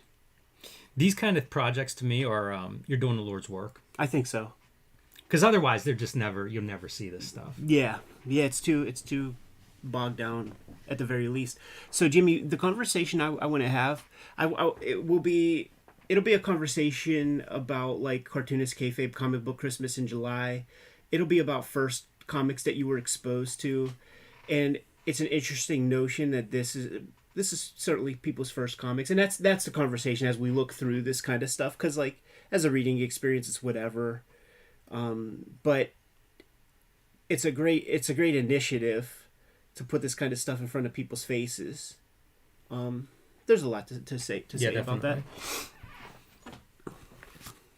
Yeah, I'm always reluctant to say too much before we hit record, but there's stuff about this that I want to discuss. Hit it. Welcome to YouTube's favorite comic book channel, Cartoonist Kayfabe. My name is Ed Piscor. I'm Jim Rugg. Gonna have a fun conversation today, man, showing off some great bootlegs that we acquired at Heroes Con. Conversation is going to be about new comic book readership, getting new readers involved in the game. But first, we must let you guys know about the Patreon. And the Patreon is where the King Kayfabers are able to see the videos before anybody else. The King Kayfabers hang out with us in the chat room while we record these videos. Before we shot this video, we did a couple of minutes with them exclusively to hip them to where to get these bootleg comics, because it's not like there's even thousands of them. There's a couple hundred of these things. They are accessible. You can get them. But there's a finite amount of those. King Kayfabers get those first. And the bulk of the conversation today, I think, is going to be about raising comic book awareness, raising new comic book readership. And Cartoonist Kayfabe has an effort that we call Cartoonist Kayfabe Comic Book Christmas in July. This is where going to be the second annual one. Last year, we rallied the troops, got everybody to visit their free little lending libraries in their neighborhood, in their city, and we dumped comics across America. Probably tens of thousands of comics if we had 1,000 people supporting us. And if you go deep enough into our social media, you'll see all the pictures that we reposted from people who visited their free little lending libraries. It's going to be the last Saturday in July, and we're encouraging you to take your comic book doubles, spend a couple dollars at the dollar bin at your local shop. Cartoonists out there who watch Cartoonist Kayfabe, grab your comp copies, and let's sprinkle this country full of comics in those free little lending libraries, generate some new readership, and create another generation of comic book reader and artist. And without further ado, Jimmy, let's take a look at these bootlegs that we acquired at Heroes Con. The Superheroes Mini Comic Collection, put out by Post Serial, beginning in 1979. You have the 1980 series and 1981. Plus, we have Marvel Superheroes that came packed in with Bubble Funnies bubblegum. Yeah, right off the bat, man, you're talking about making new readers and stuff. Why doesn't this exist now? Yeah. The cereal aisle is not smaller than it used to be. It's true. And it's all sugary kind of toy-driven. Kid stuff. Yeah, exactly. Kid stuff. It just doesn't seem like this would be that much effort for a big company like a Disney or a Time Warner to like get these comics in front of people. I have questions. Is it the cereal company who's like, Captain Crunch is eating our lunch, or like what's the popcorn with the caramel shit? The Cracker Jack. Thank you very much. Glad to help. Yeah, they're eating our lunch with all their little gizmos and stuff. So is it the cereal company? Is it Post that went to DC? Or is it DC that had a wing to try to license their stuff? As far as I know, like, Sven at Marvel is fielding calls. But he's not taking like a portfolio around door to door to Madison Avenue to try to like make stuff happen. But I think Marvel and DC should have that guy. Pay that guy. I don't know when this goes away, because it's not like these are the only two times that they were inserting comics and little mini comics in various things. You know what I mean? Like, this used to be a real promo. You can find, if you look online for this kind of stuff, I've had people give me Hulk comics, like mini comics. Yeah. They come with all sorts of stuff throughout history. Yeah. And then at some point, this just goes away, and I don't understand it, because, like, yeah, flip through there and think about what you're looking at there. It's just a mini comic. It's cheap. They're like 16 pages, I think, and small. This is actually a little bit bigger than they were originally run. It's nice. There's a note in the beginning talking about the originals and the reproductions. So the original of this was 4 inches by 3 inches, and this is blown up to 6 1/4 by 4 3/4. it looks great at this size, but at 4x3 inches, this is a cheap piece that was being put into these cereal boxes. Yeah, let's talk numbers, man. It might be 4 pages of comic art that the company is soliciting, and we know that every place pays more than the comic companies. So the comic company could probably say that have the same page rate. It would be nice if you added a little bit, with the profits that you'd be making from the company, but pay the same page rate, 3-4 pages. The money that's coming in from Post or whatever serial company will pay for it instantly. Because there's got to be millions of these things. Totally. You walk down a cereal aisle, it's not like there's 2 boxes of Post cereal. It's deep in the shelves. You would have been a kid at this time. Do you remember these? I don't remember these, and I would have eaten this up. I was probably eating like generic cereal. Right, yeah. I was a poor kid at this time. Sure. Ed. But you know what? This is also early, like 1979. I'm 2. 80, I might 81. not have been, yeah, sure. even eating the cereal yet. Right. But it just seems like there are creative ways that these things could be put in front of people today, and I don't know why this isn't done more. I think it's crucial. I think it's absolutely crucial. The way that we happen upon our comics, it's always an accident. It's going to the barber shop. It's hanging out at somebody's house and seeing some stuff. To have comics in your face like this, it's fantastic. The other part too is that it is literary, so there are the kids out there who are like, I'm so mad that I didn't get a whistle. I got this fucking thing. They want me to read. I know what they're doing. They're trying to get me to read, but they're not our peers. They're not part of our game. They're the kids who grab this and are like, I've heard of Wonder Woman. I'd like to see an adventure. Let me see what this character is about. And if you do the right thing, you're going to be able to excite people to seek this stuff out. Yeah, this stuff is... I think there's also a conversation to be had about the presentation of this, because we look at a lot of bootlegs. These are really nicely put together. Yeah. And when you think about, how do you reprint something from 1981... this isn't a bad way to do it. It's true. I think he's probably bumping up the white a little bit, but not too much, because you still see a little bit of the off-white, like in the backgrounds and in these word balloons, but it has that warm quality. You see the dots from the classic printing. I'm sure these were printed on uncoated cheap paper, and that's all preserved here. So it's just a scan with probably a bump up in levels, and off you go to the printer. A lot of reprints would benefit from reprinting this way. Absolutely. The very last ones that I can remember grabbing.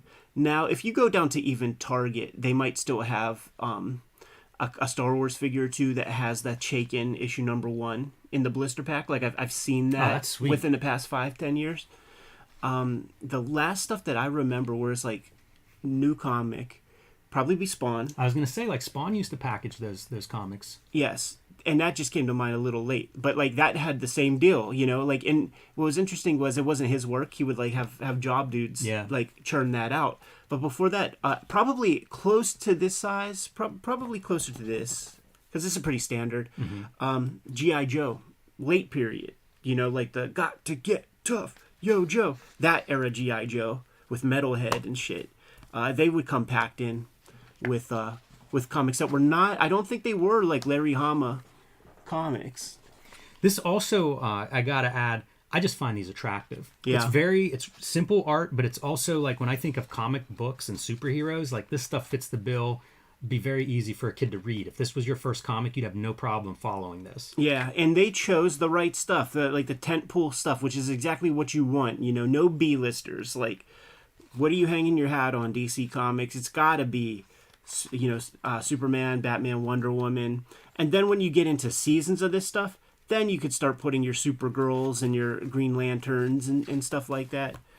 But it does make me curious, and I think we've said this before in the past episodes, but I'm curious who the artists are on this stuff. Yeah, and the info that came back last time with the superpowers, they said Jose Luis Garcia Lopez was the guy on that stuff. Who was at Heroes set up, by the way. He was. I saw Heard a Chris lot of good Pitzer. stories and nice interactions with him. Saw Chris Pitzer. Man, I love this one too. That's such the mini comic size, and it's that orientation of comics and stuff. I would have eaten this up as a kid. Yeah. All that said, I think I could make better ones. In terms of the story. I'm saying, if I was the DC guy, I feel like I would know exactly what to do to sell this to make kids excited about digging into comics.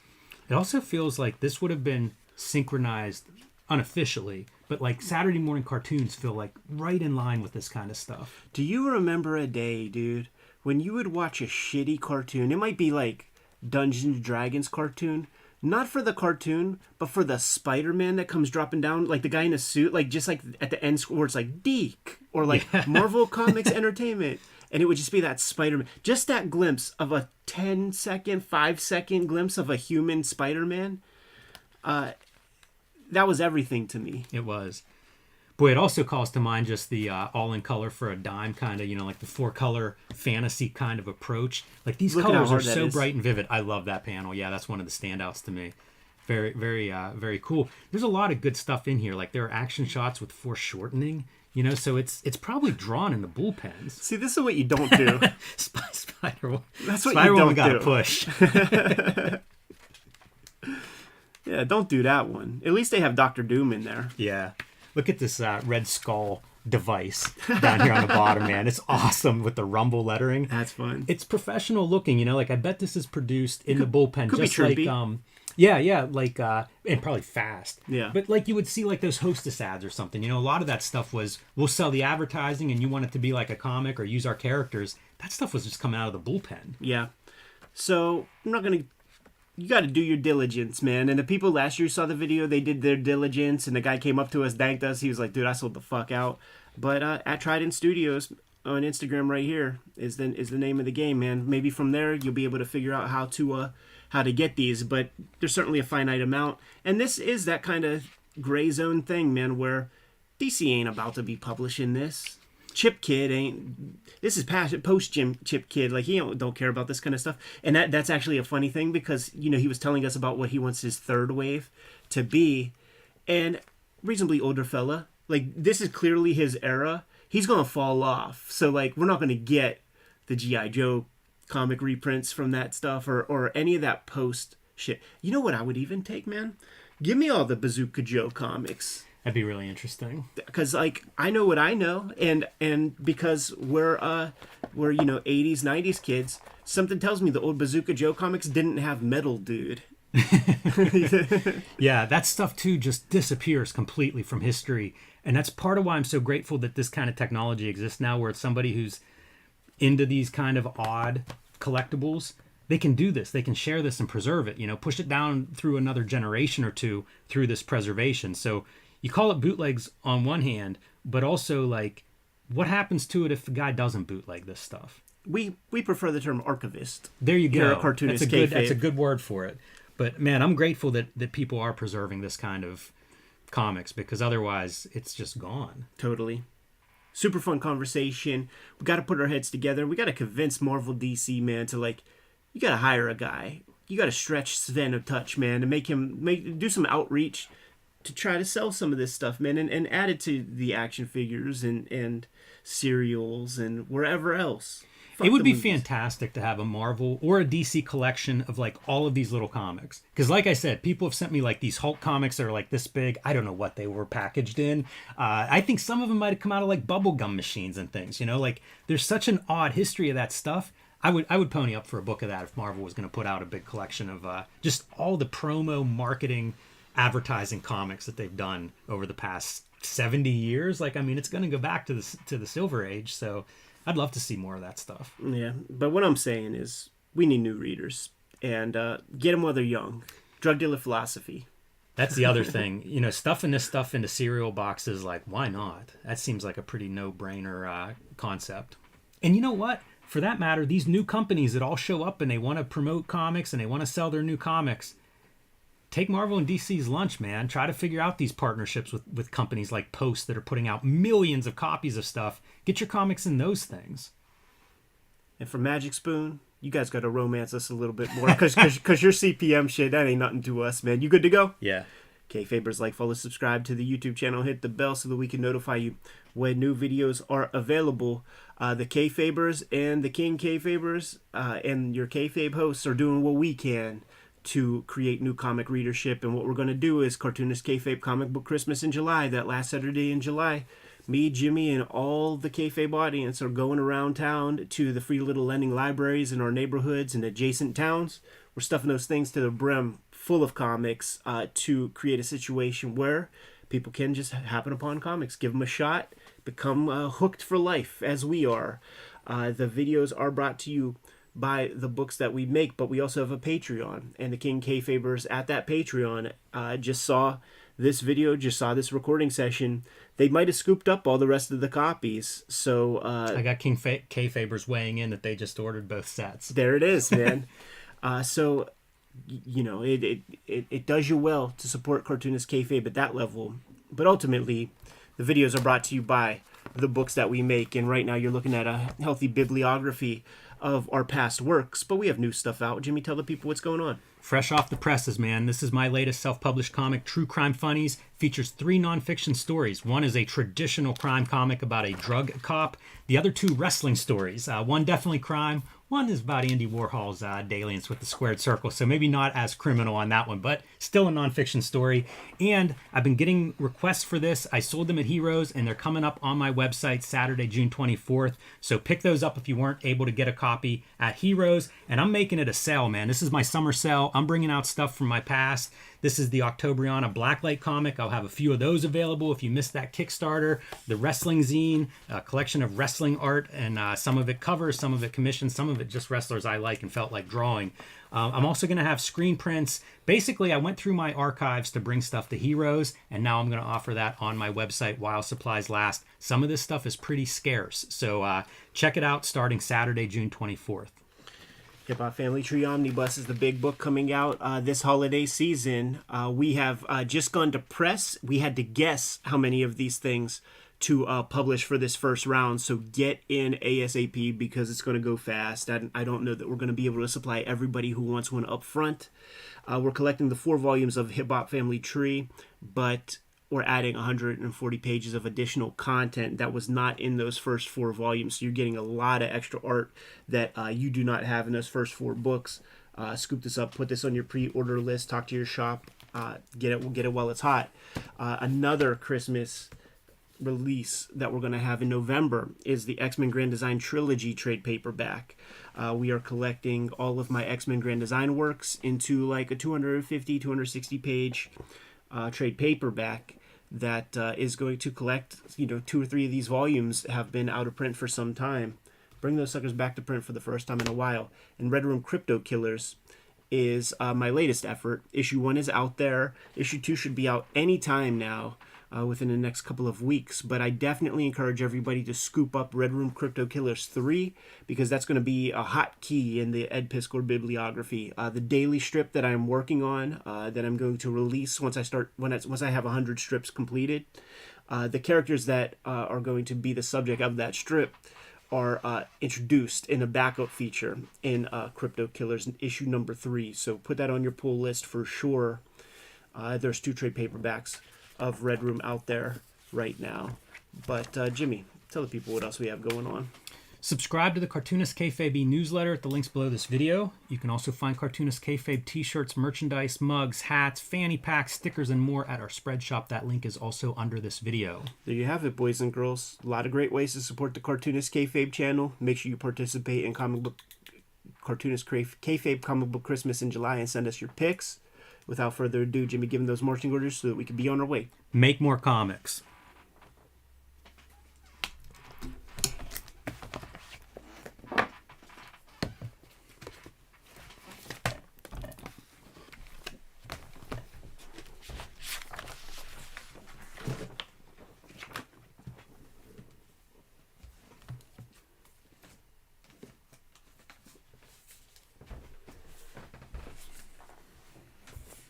Going to be looking at Dave Dorman's self-published collection of painted artwork in the next video here. Something probably a lot of people at home don't have. This is going to be fun to look at, but I don't know how to sell it. Yeah, I don't know that. We got to figure that part out. Does it have his G.I. Joe stuff? I don't know. I don't think there's G.I. Joe stuff in there. There might be at the end.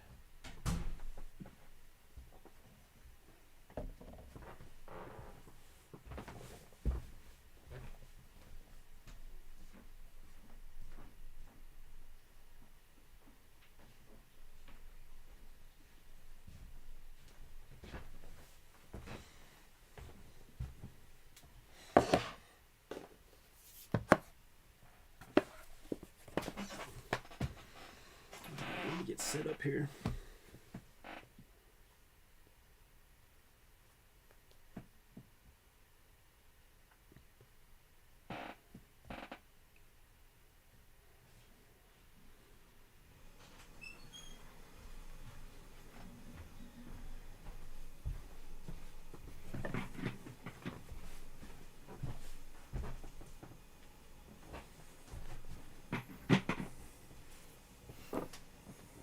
I'm gonna go make a tea real fast. Yeah, go ahead.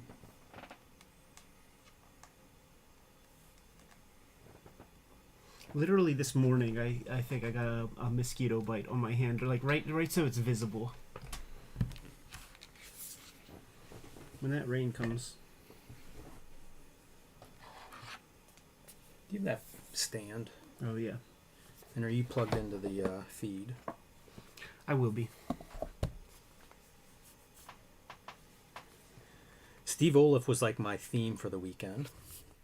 Yeah. And I'm ready to...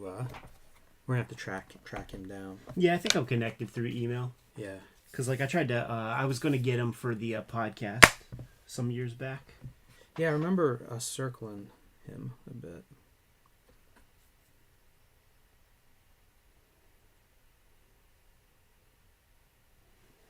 Yeah, and he was down. It was just like a time issue.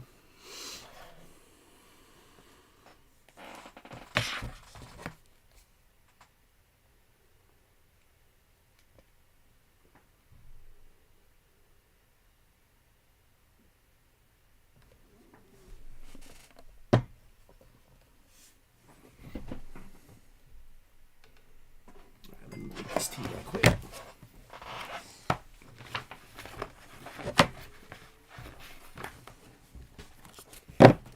Move this chair a little.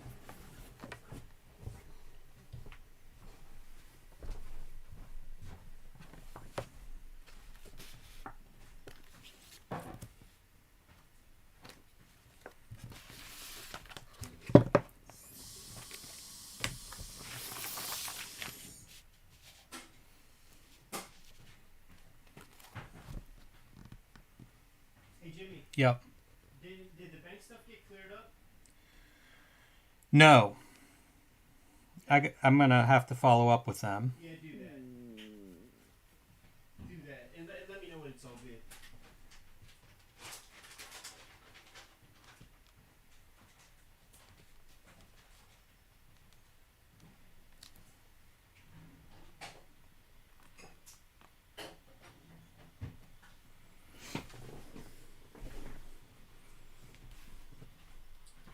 Yeah, I'm telling you, you talk to a rookie on the phone.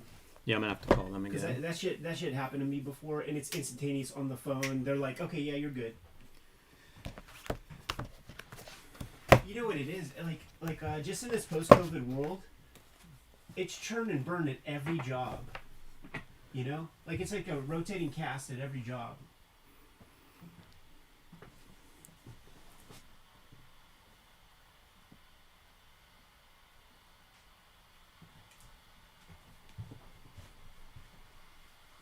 I'm going to shoot a commercial. Okay.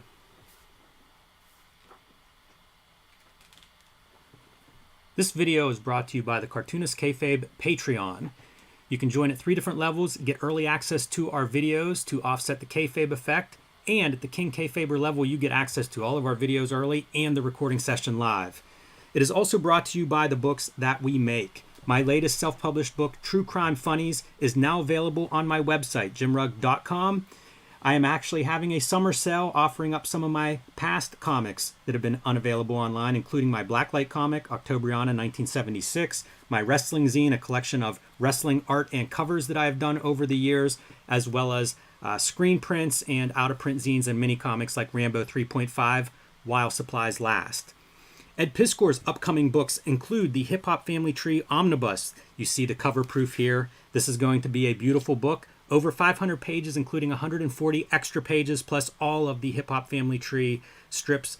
This will be in time for the holidays this year, and it'll be the book of the holidays. There's also an upcoming X-Men Grand Design trilogy collection. All 3 volumes of X-Men Grand Design coming out later this year from Marvel in one handy volume. These have gone in and out of print, so if you need X-Men Grand Design in your life, and you do, that is the easiest way to pick that one up. Pre-order it now. And Red Room Crypto Killers #1. This is the start of the 3rd and final season of Red Room. These are coming out now monthly, so get those on your pull list. Let your comic shop know that you want to subscribe to Crypto Killers. And issue #3, which is coming out next, has a backup featuring a new set of characters that Ed will be working on for the foreseeable future. So could be a great rock key to add to your collection. And now back to our video.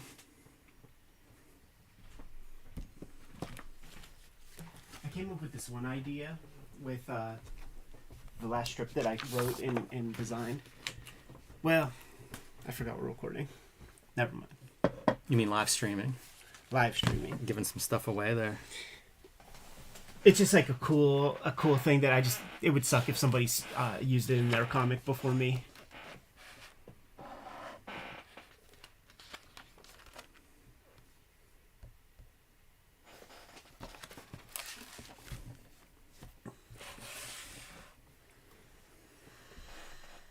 Got to think about how to sell, because this is cool, but yeah, I was thinking of rattling off like maybe the top couple of characters that are in here as being the first couple of names in the title.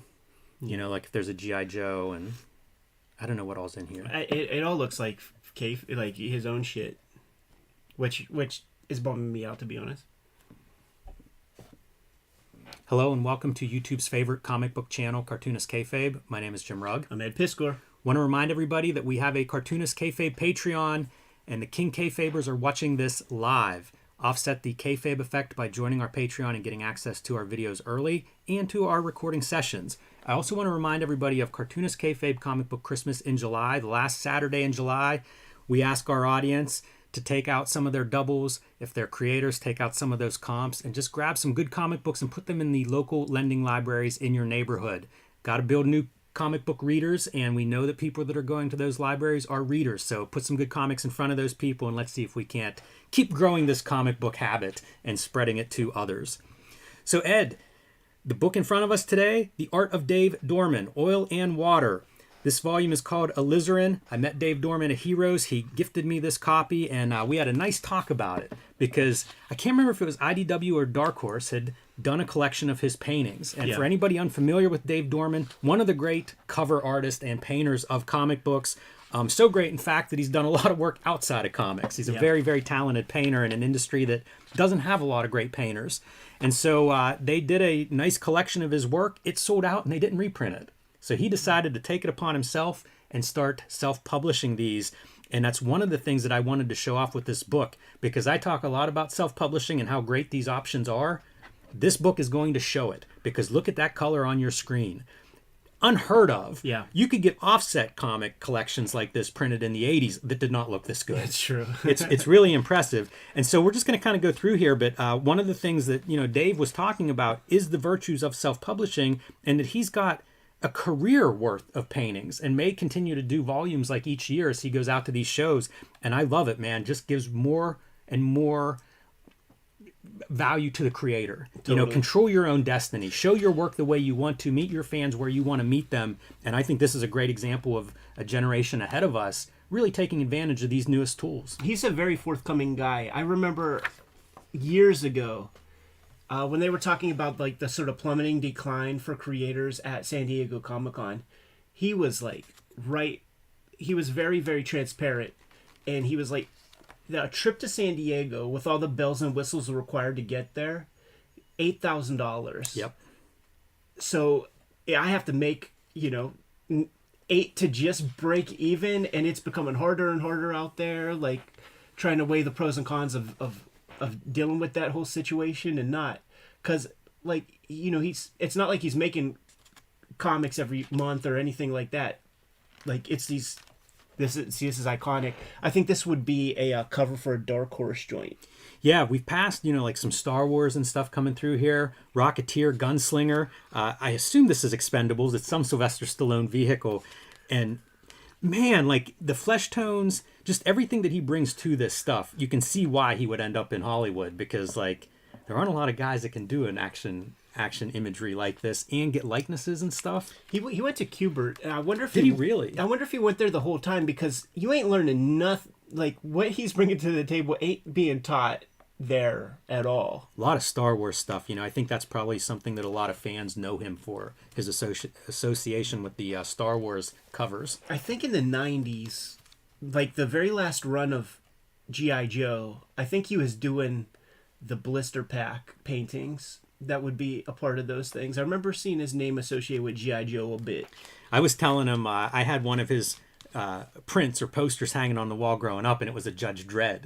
He's one of these guys, like, for the few people who were good painters, they painted almost every character at some point in their careers because there weren't very many people able to do that kind of thing. And talk about, like, getting your characters to pop. Like, very often we would be showing off comics where the colorist, there's a dominant, say this green is in this guy's hat, and they make the background green as well. Yeah. 2 examples of getting that red to pop against the cool colors. Yeah, and I mean, I feel like all these pages in terms of reproduction are lovely. But then look at that. Like little nautical fucking Yeah, tattoos and that? shit. That's ridiculous. It's great detail. Is this from League of Extraordinary Gentlemen? I don't know. It looks like it certainly could be. I don't know if there's a key in the back. It'd be good if this was listed somewhere, and if it's not, hopefully Dave is watching this. I would say in future volumes, like make a key somewhere that gives... I'd be interested in dates, sizes of these originals, and then where they appeared, what they were for. But it's beautiful. I mean, like stuff like this. He calls it oil and water, so I'm assuming it's all oil paint. But if it's not, we should have that too. Yeah. Like make it like a proper monograph. Because see, that's the thing. This is a vestige. The design and stuff is a vestige of like fandom type art books and things where you don't have that information. But we're in a new era now. So like people like process. We have 80,000 subscribers because you and I talk minutia. Like so the audience is primed for this. His detail stuff, like there's another one of those tattoos. And it's one of those things like they just look awesome. Is this a 4-foot tall panel where you could like easily do that, or are you using it one hair brush? Like with that information, it gives us the ability to understand the context better. Yeah, we were talking a little bit, and he was saying how there's a couple of shots of like trains in here, and he said that's one of those things he likes to paint for himself because you can almost see a little extra passion in some of those. But he was saying that one of the things that attracts him to the trains was getting into like painting rust Patina. and like the metal textures, and how he thinks that made him a better painter. And I thought like that really speaks to me as a rust belter. I feel like our comics are full of texture, and I don't know exactly why, but it seems common to the rust belt artists that I know. You see it all over Boba Fett, like in his helmet and stuff, all those great textures. I think that's a piece that the great painters bring to the table, and you don't always get when you see like the digital painters. Little Jon Snow. That's what I mean. Like it's a lot of popular licensed properties that he's had his pigments described. Doing a little Jackson Pollock to sell you on the snow gimmicks. Yeah, very subtle too. Pretty cool. Makes me wonder like where any of this stuff comes from. And I picked this up at Heroes, so it was after looking at like all those World War II Alex Schomburg covers, and it made me think of some of those details. But again, with the great color schemes, like you were talking before about greens and reds, to have your orange explosion matched with the greens in the foregrounds of these planes, color theory 101. Doc Savage. The best of painters, and I totally include Dave Dorman in that mix. Like they have their own palette, and this is perfect. They have their own style and stuff. I would never confuse this for Frank Frazetta. Right. And there are hallmarks that point me to Dave Dorman. Lots of it has to do with the color palette, and even the title of this. I saw that there's like a definition of what that alizarin. Alizarin. Yeah, what that is, and it's like a orangish yellow. It's a red. I remember it from. Bob Ross would always talk about the different colors and get some alizarin on your knife. I remember this from Wizard coverage. Like it's fantastic. Like I assume this is Prometheus that we're looking at here. You see the ship in the background and a little hint of the alien mouth, the xenomorph mouths. Yeah, this is a fantastic cover, man. Speaking of xenomorphs. Yeah, it's interesting to me how much he has done in comics because I swear that he kind of left comics. I think he was definitely doing a lot of concept and poster work and things like that. Yeah, I mean, he was always barely in comics. It's just the cover stuff, so it's not like you're going to get very many Dave Dorman pages or anything like that. Pretty strong here, I think, that use of the red and black as your main colors. And whenever we talk about grays and browns and how much I hate them, not bad if they're a background. If they're supposed to recede, by all means.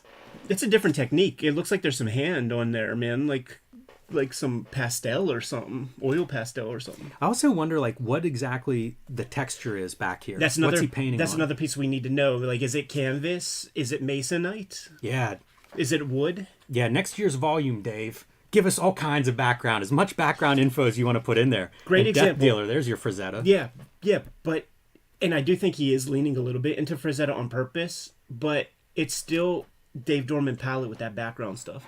Man, it's beautiful too. Great contrast on like your metal of your blade versus that cloudy, foggy, great atmosphere, soft right? background. Great atmosphere, and it's the classic. Like this would have been the Bears with the Frost Giants, you know, like that kind of like flow to the composition. Another this time even signing it after Frazetta.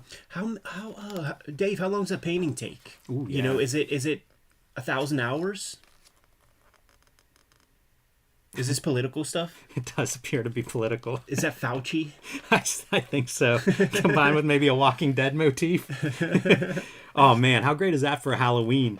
That's so funny. I've seen so many Halloween things and never have I seen it combined with like the leaves, like the foliage. That's a great concept. At first I'm like, he just painted a bunch of leaves. It takes you a second, and I think that's exactly how it's designed.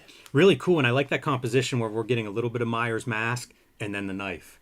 Two different pieces of interest in that one. With the white background, which is interesting. Yeah, the daylight. Pure daylight. Crouching in those suburban shadows. Stephen King's It. Evil looks in his eyes. That clown they call Pennywise. Little Studebaker. Yeah. I believe I asked him about this one, and this was a personal painting. It's the one that he just enjoyed. You know, you can always see these artists too that are responding to certain textures, right? Going from the metal to the silk stockings. And is this Doomsday? I'll accept that. But you know what? Is he working on a kayfabe Death of Superman? It looks like the Death of Power Doomsday.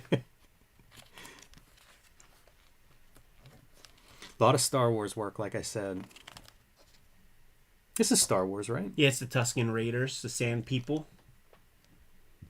Yeah, stuff like this. Like anytime he's working fire, and I feel like his palette really sings. You could see the canvas in this piece. You can. You could see that texture, but you can't see it in everything. So, like, I think he plays with different surfaces. You know, getting back to like the idea of self-publishing this as a book, I feel like he does really well with the margins. Like in this case, he's doing a full bleed 2-page spread, plenty of space top and bottom, but it really shows off the art. But also, like, he's not bleeding out stuff where it's uncomfortable on the pages that have these different layouts and different presentations of the canvases, you know, reflecting different sizes. But I think it's a good showcase for the work. About as big as you can make it and still have that little bit of margin around there. Like a still life. Yeah, these 2-page spreads really work for me. And you can see that he must love doing these metal textures. Right. It seems like he really hits his stride whenever he brings that into it as well. This is a Battlestar Galactica, right? Oh, I don't know. I made it through about 80% of that. All the rust. I'm not sure where Dave's from. I wonder if there is an influence of like a Rust Belt in his background. It's a good question. It's so like the superhero kind of falls apart with his style in a way. Like that Batman, I'm not too into that one. Eh? I love these Joker piranhas. Yeah, they're fantastic. I think it's a very good. He's got a great like pulp approach. Now, is this Brightson? That's what I was thinking. It must be. If we both think that, it must be. Yeah. But I don't know. I don't know where any of this stuff is. Again, you know, like I feel like there could be some real valuable meta information put in here somewhere. Man, these creatures are amazing. They're like centaurs, but like tigers, some kind of fantasy creatures. It's a human mixed with a liger. Yeah, very sharp.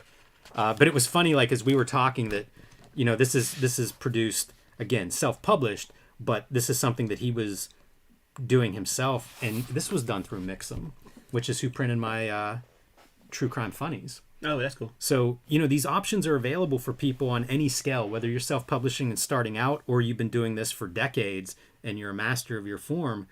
There's just so many tools now to really empower the creator to like, hey, if you don't like whatever the experience is with the publishers you're working with, or you don't like the offers that are out there, take it into your own hands. If you're not going to sell 10,000, do it yourself. You're going to make more money. Like with that WYSIWYG comic, I sold 30,000 thereabouts, more or less, from my mom's basement in the aughts, and that is more than Top Shelf ever sold for me. So take that as you will. And guess what? I made far more money than the 10% fucking royalty that I got on those covers. You know what I'm saying?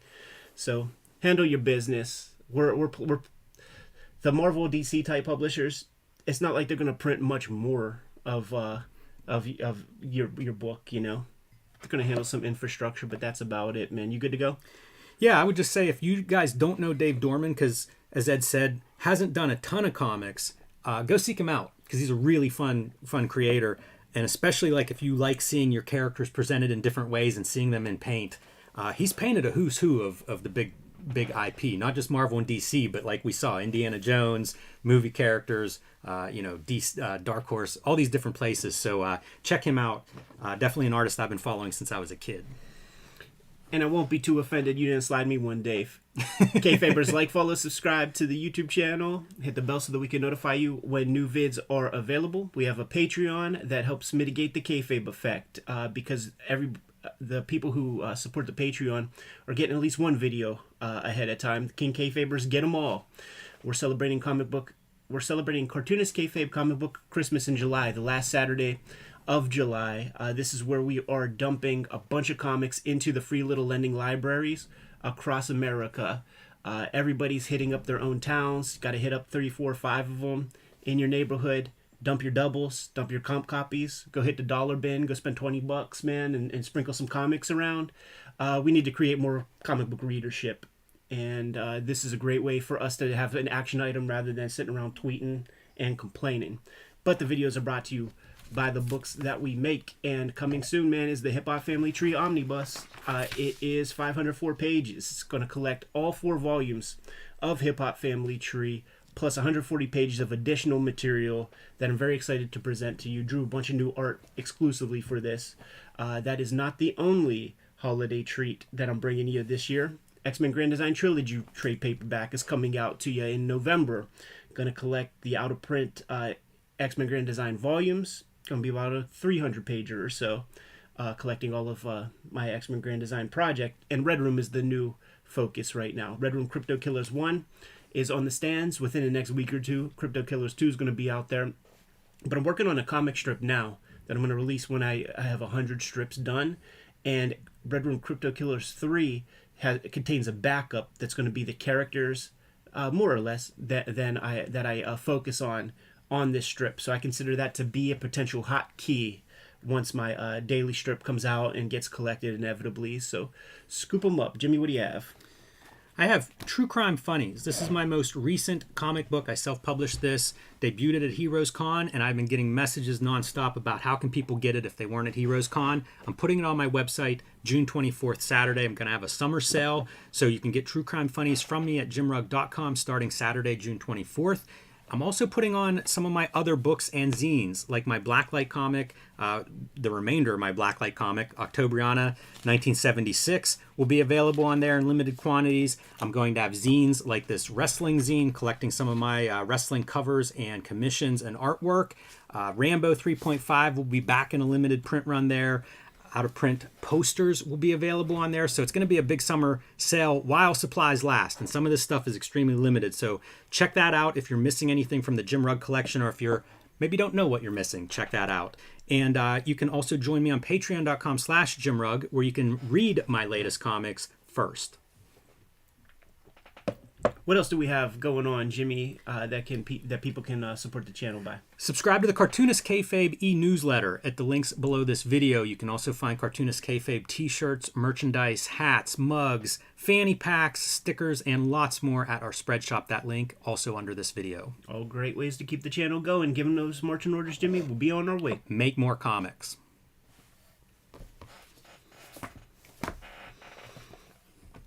Wouldn't it be funny if like a stream existed of like our first couple of weeks, like when we had a tripod? Do you remember, we had a tripod right here. We didn't have this thing. We had a tripod, and would just face it down, and it would have to like turn like around the tripod. You don't remember that? Vaguely. That was a long time back. Yeah, the first 5 episodes Like the first 5 wizards were done that way, and then we figured out that this is like a thing you could buy. But just the awkwardness of that, because you bump the tripod a little and stuff. Yeah, right. What do you want to do next? I feel like all of this stuff probably gets swapped out for a color background. Okay. We would do John Workman next. Keep the name dropping going. Hold on.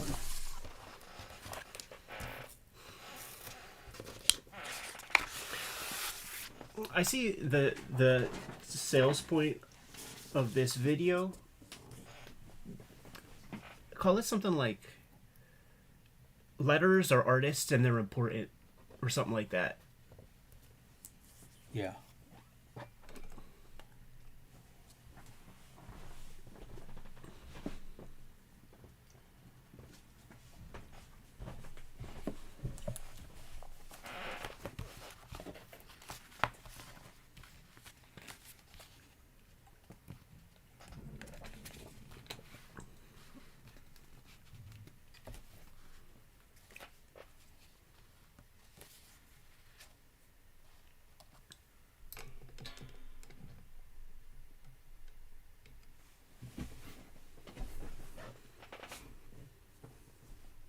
I'm going to maybe open that and I'll try to focus on some of the type.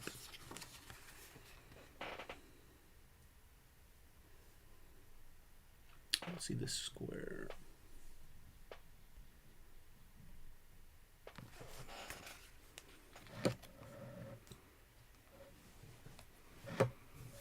Good to go? I'm going to try to get a pick. Hold on. Yeah, hit it.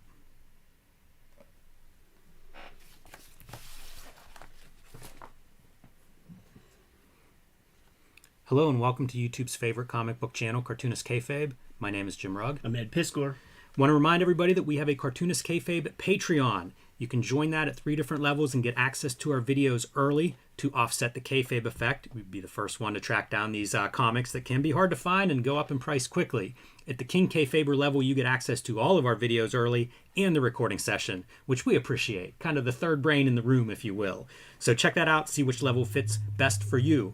We are also promoting Cartoonist Kayfabe Comic Book Christmas in July. The last Saturday in July, we ask our audience to grab their doubles, grab their comps if they are creators, grab some good comics and go to your local little lending library and put those comics in there. Let's try to grow some new readers. This is the second year in a row that we are doing this. Think of it as an extra free comic book day, and we know that readers use those libraries. So let's turn them on to comics and see if we can't keep this comic book audience growing.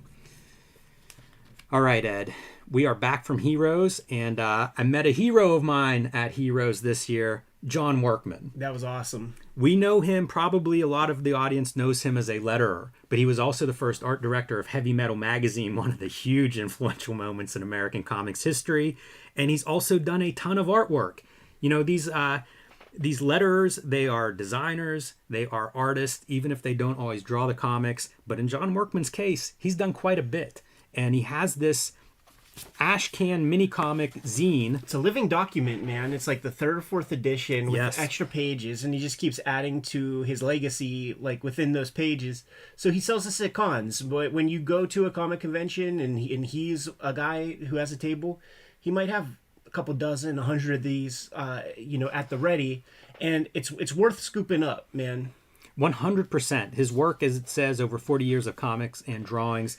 Man, he is a living art history of comics. So I think he's printing these up on the bubble jet at home. I think he is. That's pretty cool. It is definitely. I love this idea that like these artists are able to self-publish, you know, at whatever age, whatever level of experience, and to present their stories in the way they want them to be presented.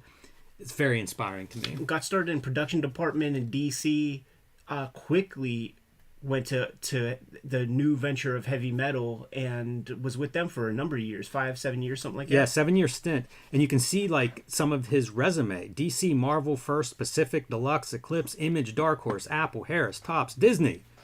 Guy's been around, Ed. Yes, sir. I'm sure he's forgotten more than I know. Solid artwork. It does come from that. It's that Glamour Puss Alex Raymond, Stan Drake kind of style, where he's probably taking models, doing a little artograph projecting. To me, that's a liberating thing, man. Like, to the people who don't necessarily, have the chops to do it straight from full imagination, like, the projector can be your friend if you can turn it to your own style. Yeah. This may end up being a thumbnail. This is one of those images, like, I just, even staring at it now, it's kind of freaking me out. But it's a really cool zine. We've looked at some stuff like Mike Allred's Vault, where you're going through just his archives, but seeing notes on what you're actually seeing. And that's what Workman has created here. So pretty much everything that's in here is annotated by Workman to let you know what it is. And man, it's all over the place. Inking Gene Colan.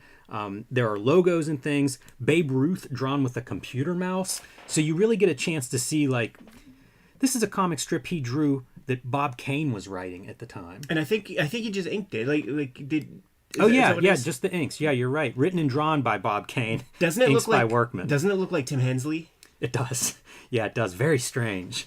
But that's what's great about, digging into an artist like this, and especially whenever the artist is the guy writing this, you really get a chance to see stuff that even if you were a fan of John Workman and you've collected some of his higher profile work, you probably aren't aware of everything that's in here.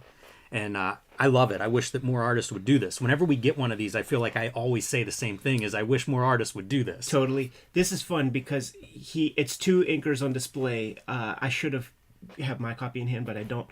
So like, he inked the top piece, and then you get to see what his inking looks like with, like, somebody deft of hand. Do you see the name? Bob Smith. Okay, yeah. Yeah, and these pages are very dense, so most of them feature more than one excerpt. Yeah, and the little addendum pieces that he put is crucial. Like, this is very much, I think it's the first thing he did like digitally. Yeah, with a Wacom tablet. Yeah, and you could tell. So like, at this point, you don't need the artograph projector. Like, you could just import photos and fucking trace them shits off. But you got to do it with style, Yeah. Also, oddities, right? Like Plastic Man. This was an article done for Amazing World of DC Comics. This is another inks by Bob Smith. But I mean, like, this is probably Workman in the staff at DC Comics supplying whatever they need in terms of production. I mean, he drew some of the iconic heavy metal spot illustrations. We will get there. Page from an Archie story, written, penciled, and lettered by John Workman. Yeah, I think it didn't go. Like he did as a submission or something.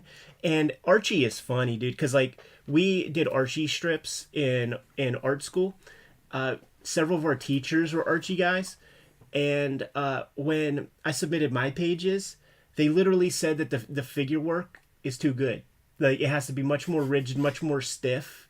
That's so ridiculous. And to be honest, I bet makes you total sense, doesn't it? I bet you we talked to these guys, like, they don't know who Harry Lucy is. Oh man, you break my heart when you say that kind of stuff. Yeah, I mean, they're goobers, man. So I happen to have some John Workman in my collection, and thought I would include, some of these references. You see this BJ Butterfly strip here. This is how it appeared in Wild Things, which was it's very odd because it says number 2 in a 2-issue micro series, but I actually have three copies of this, or 3 issues of this. But the first 2 are all Workman, and you can see, this is the printed version of it, at least in Wild Things, going oversized, where you can really appreciate kind of the line work, the detail. The line's a little more lively whenever you see them printed large. But another benefit of owning your own work is that you do get to print it in these different places, right? This is first appeared in Heavy Metal, but then is collected in Wild Things and then put out in his own little art book here. Cindy, this is an adult comic. That is issue 5, so there's your cover for Cindy, and you can see his great signature on quite a few of these pieces over time. There's Cindy number 1. Off cam, I just want to see what kind of insertion we might see in here, man. So it's real photo collage. Like, he's taking full photographs and stuff. Yeah. And just, like, using high contrast Xeroxes and things. Yeah, very much an interesting multimedia artist in that approach. Yeah, and you know I think what it shows the designer. Yeah, totally. Like he might, gun to the head, draw this in my sketchbook. He might not have, like, the sharpest fucking skills, but, like, he figures out a way to use whatever ability he has to make good comics, effective comics. There were a few of those panels. They remind me of someone like a Pete Morisi, because there is a history of guys who use photo reference highly. Yeah. And you can almost see it's black, white, or it's the gray crosshatch. This is a nice detail, too, where we're getting to see a piece reproduced at original size. So you can see the way this is collaged, like that's the piece. But pretty good to, like, as a kid, this is what I needed to see. You know, I needed to see this artwork at original size to understand, like, yeah, you drop bigger, it'll be a little forgiving whenever you reduce it in size. And it lets you know about hatching a little bit. Like, at the time when we were kids trying to get in the game, like, you don't hatch for it to look nice on the original. Right. You got to give a little space because it's going to reduce and it could close up the lines and become fully black. This is pretty eye-opening that he would be a part of, like, a important kind of spot illustration. Yeah, a cover for a dust jacket of a hardbound book published by DC Comics. Even that, yeah, like that's an exceptional job.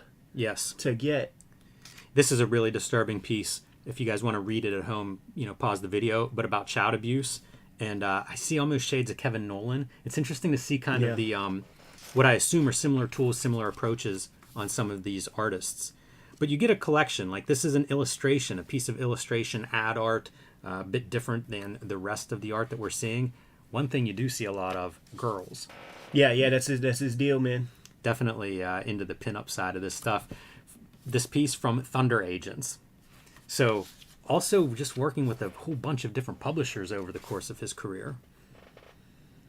And always with attention to the lettering. Always very sharp. You know what's interesting too is through all this stuff that we're looking at in here, he hasn't even arrived at his recognizable John Workman lettering style.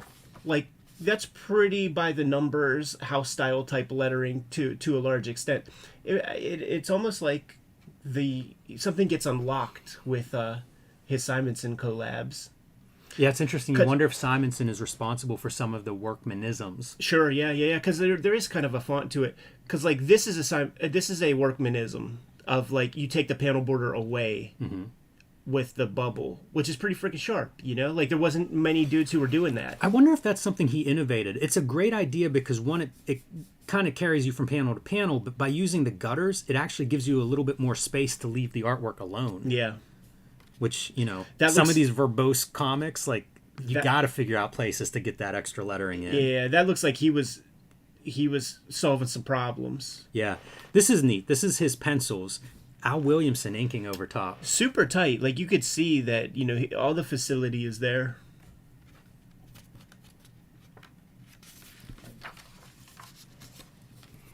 And look at that.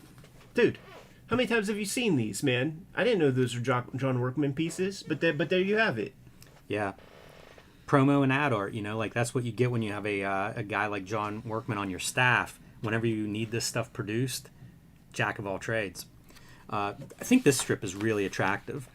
You know, it's such a clean series of panels in there. That was for a black and white magazine. Doesn't say what it was, so don't know if that was actually published or not, but a very sharp series of panels, in my opinion. And even some blue lines. So one of the benefits of printing this yourself on your inkjet is that you can have touches of color and you're not being penalized or being charged full color, you know, for offset printing. For 1 or 2 pages where you want to put some color in. And also, like, if you're printing these yourself, because I do see cartoonists that'll do this, you know, they'll print out 20 of these for a show or whatever. It allows you to do updates. It allows you to keep your quantities in something that makes sense, you know, if this is just kind of like your business card. And at $4, you know, like, this is practically giving this stuff away. Absolutely. Think about how much a printer cartridge costs. Plus, I love that he's DIY and, like, folding and stapling and yeah, like it doesn't have face trim or not. So like he's making zines, you know. Yes. Like that's punk rock shit. I love it. And you know, I would say people watching this video, you're going to comic conventions, go see these letterers because he has some cool stuff at his table. Go see these colorists. You know, Steve Oliff was set up at Heroes, and you don't always think of them first when you're thinking of like, I want to go see this artist or that artist. These guys, just as much craftsmen as your artists that you're fans of, but also like they're going to have cool stuff there that you're not going to see anywhere else. It's true. And furthermore, when you go to a convention, like why would you buy some hack issues of some goofy comic that you could get at your shop? Like get the one of a kind things that the artists and the writers and the letterers and the colorists are bringing that are unique to their own deal. And a guy like Workman or Steve Oliff, these are guys that have been around for decades. Like, they're also, man, they know comics history. Like, you can go talk stories with these guys and really come away with a rich experience from it. It's true. Good to go? I am. Kayfabers, like, follow, subscribe to the YouTube channel, hit the bell so that we can notify you when new videos are available. Cartoonist Kayfabe Comic Book Christmas in July is the last Saturday in July. We are stuffing those free little lending libraries in town. You see them in your neighborhood. We are stuffing them with comics, be it doubles from your collection, if you're a cartoonist, comp copies of your own printed works, and or take $20 to the comic shop, hit the dollar bin, and pull out some goodies for these free little lending libraries. We have to keep this culture going, and the only way that you could do that is by increasing comic book readership. So make sure you participate and make sure you tag us online in any kind of photos of those cool little lending libraries with your books in them. It was a really, really fun initiative that we started last year. It's the second annual Cartoonist Kayfabe Comic Book Christmas in July. So we want to double those numbers from last year. The Patreon is where you mitigate the kayfabe effect. We share videos before anybody else sees them to our patrons, 3 different levels. Choose the one best for you. But if you're a King Kayfaber, you're getting all the videos and you're hanging out with us in the chat room right now, man. We got about 3 dozen people cold chilling in there right this second. Ultimately, the videos are brought to you by the books that we make because we are working cartoonists. So coming up this year is going to be Hip Hop Family Tree Omnibus. I'm presenting this to you as the coolest Christmas present money can buy. It's going to be coming out in October, so plenty of time for you to get it as a gift ahead of time. We just got these, this is like printer proof to take a look at how the gold is going to print on the books.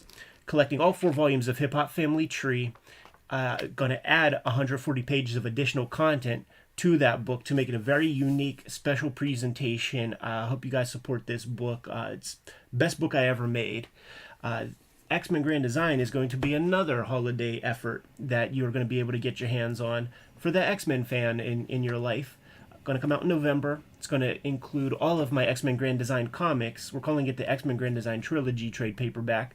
But some of those volumes are out of print. Bringing them back in print this way. And the current focus, Red Room Crypto Killers, is the latest, greatest series of Red Room comics. Crypto Killers 1 is on the stands. 2 should be out any time now, but I encourage you very much to order Red Room Crypto Killers 3 because the focus of my daily strip that I've been working on, those characters are going to be introduced pretty much in the back pages of Red Room Crypto Killers number 3 in a pretty fun backup story. So make sure you put that on your pull list. That's a hot key. Jimmy, what do you have? My latest book, True Crime Funnies. I have self-published this. It features 3 short stories. 1, a traditional crime comic featuring a rookie narc cop, possibly in over his head, plus 2 wrestling stories, including Andy Warhol's adventures in the squared circle. I am posting these on my website for the first time this Saturday, June 24th. I'm going to have a summer sale, so you can get True Crime Funnies there. You can also get some of my past bibliography, including my Blacklight comic, Octobriana 1976. First time I'm offering that outside of the Kickstarter online. I will also have zines and things there, like this wrestling zine collecting my wrestling art, including covers and commissions and just things from my own personal collection. I'll have things like Rambo 3.5. I'm going to have screen printed posters, blacklight posters. Some of the quantities are very limited. Some of these books I only have 1 copy of. So check it out June 24th. Get there early to make sure you get the books that you want. And you can join me on patreon.com/JimRugg where you can see my latest comics. A couple other ways to support the channel, Jimmy. What are they? Subscribe to the Cartoonist Kayfabe newsletter at the links below this video. You can also find Cartoonist Kayfabe t-shirts, merchandise, mugs, hats, fanny packs. Almost wore my fanny pack to Heroes Head. Stickers and more at our spread shop. That link is under this video. All good ways to support the channel. Given those marching orders, we'll be on our way. Make more comics. A lot of make mores this week. Yeah, listen, we were cut short a little bit, so we had to do a lot of looky-loos. And you know what, Jimmy? Because of my daily strip, we gotta solidify the stuff we talked about probably like by Saturday, Yeah. so that I could slowly read the shit. Yeah. Like a little bit each I'm way. with you. It helps me too. I like to stack my nightstand with them. Yeah, yeah, exactly.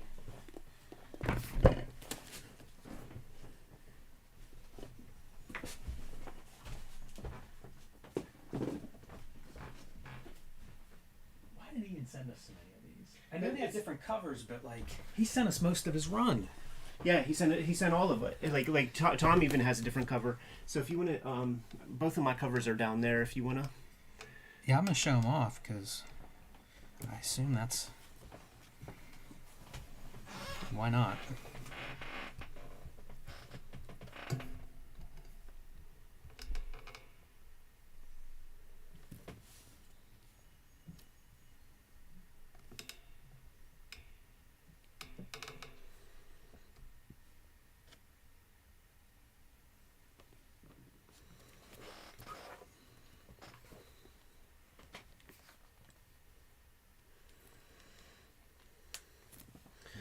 Rubber Wolf Tony is in the stream. First time I saw him pop in the stream, and he says it right now, man. First time I got alive.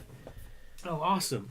Yeah, I got to talk to him a little bit at the show. Yeah, dude. His stuff looks so cool. Glad you made it home safe and sound, homeboy. Whenever you're done, pass one to me. Yeah.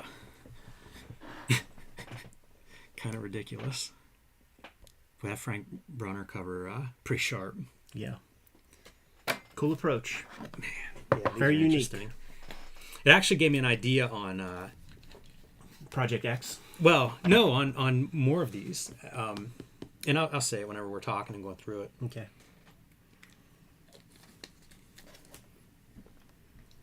Good to go? Yep. Hello and welcome to YouTube's favorite comic book channel, Cartoonist Kayfabe. My name is Jim Rugg. I'm Ed Piscor. Before we begin, I want to remind everybody that we have a Cartoonist Kayfabe Patreon.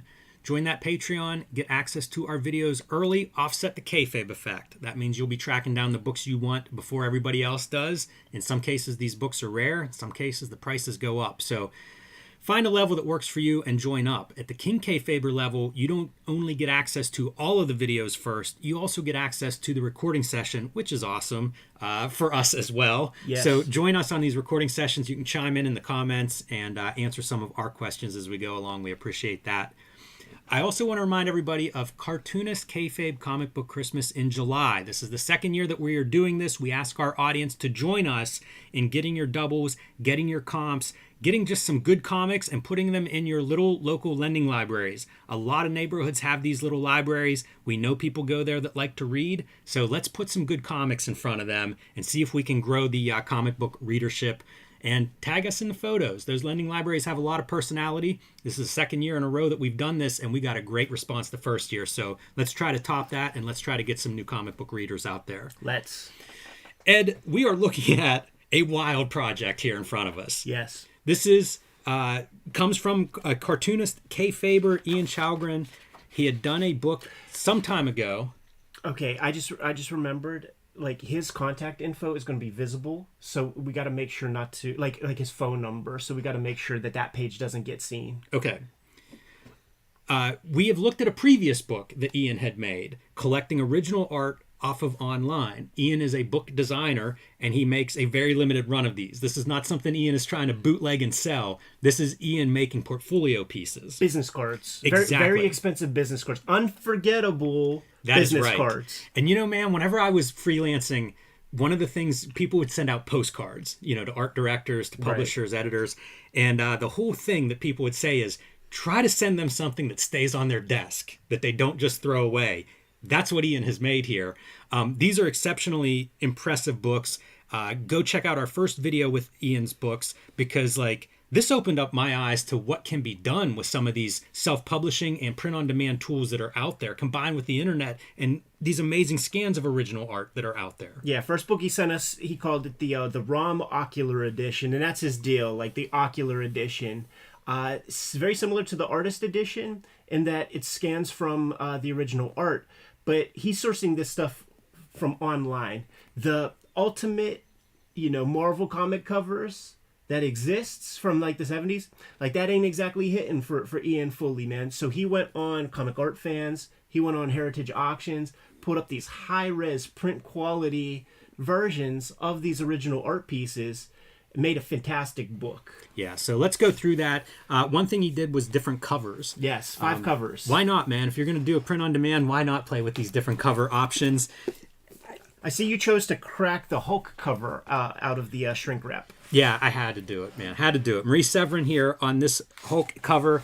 And let's go through and look at some of his design choices. You know, we always focus on our end pages, pulling out just some of the great characters that we're going to see in this collection to create that end page, but then also blowing up the art and doing this limited coloring on some of these end pages, which I think is pretty interesting. And I have some ideas about how to apply this to future artist editions as we go on. It's a unique track, for sure. But dude, right here, man, you got me, Ian. Because this is one of my favorite covers and images ever. If you're going to blow something up, this is a great choice. Might have been limited by what he had high res of. Yeah. But this is a fantastic piece to blow up. Totally. And speaking of print on demand and things, you used to not be able to do end papers. So this is a huge boon. Like the world of print on demand has increased in a big way. It certainly has. And I think from Ian's first book to this one, is this our... We'll skip 2 pages. Okay.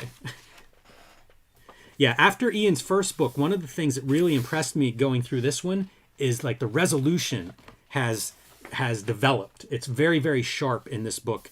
And that's one of the things that I think has improved. Although I say that with a blown up image that's not the sharpest, but we will get into it. But here's some interesting background just to give you an idea of what he's doing here, but also why he's doing this. Totally. And you know what? I want to just give shout outs because on that page that had his contact info, it did have his Insta and his Twitter. So his name is Ian Chalgren. It's IAN CHALGREN. You can find him on Instagram and Twitter under that one word. All right, man. Our table of contents, we have looked at a lot of artist editions. One of our criticisms often is, I want as much info as I can get. I want to know where it appeared. I want to know if there's an inker, dates, any of this stuff I'm interested in. And Ian's got all that stuff here in the table of contents. When I was going through this book the first time, I'm flipping back and forth. You know, I'd see a piece that really sung to me in terms of the inking or the finishing. I'd have to go back and see, like, who is it? Who's the team? You know, that's a good point. Like, in a future artist edition that's a smorgasbord like this, maybe you handle that like an art monograph and print up. Because there's always a margin. It's not an 11 by 17 page book. There's a little room for a gutter. So that's where you could put that information so you don't have to go back.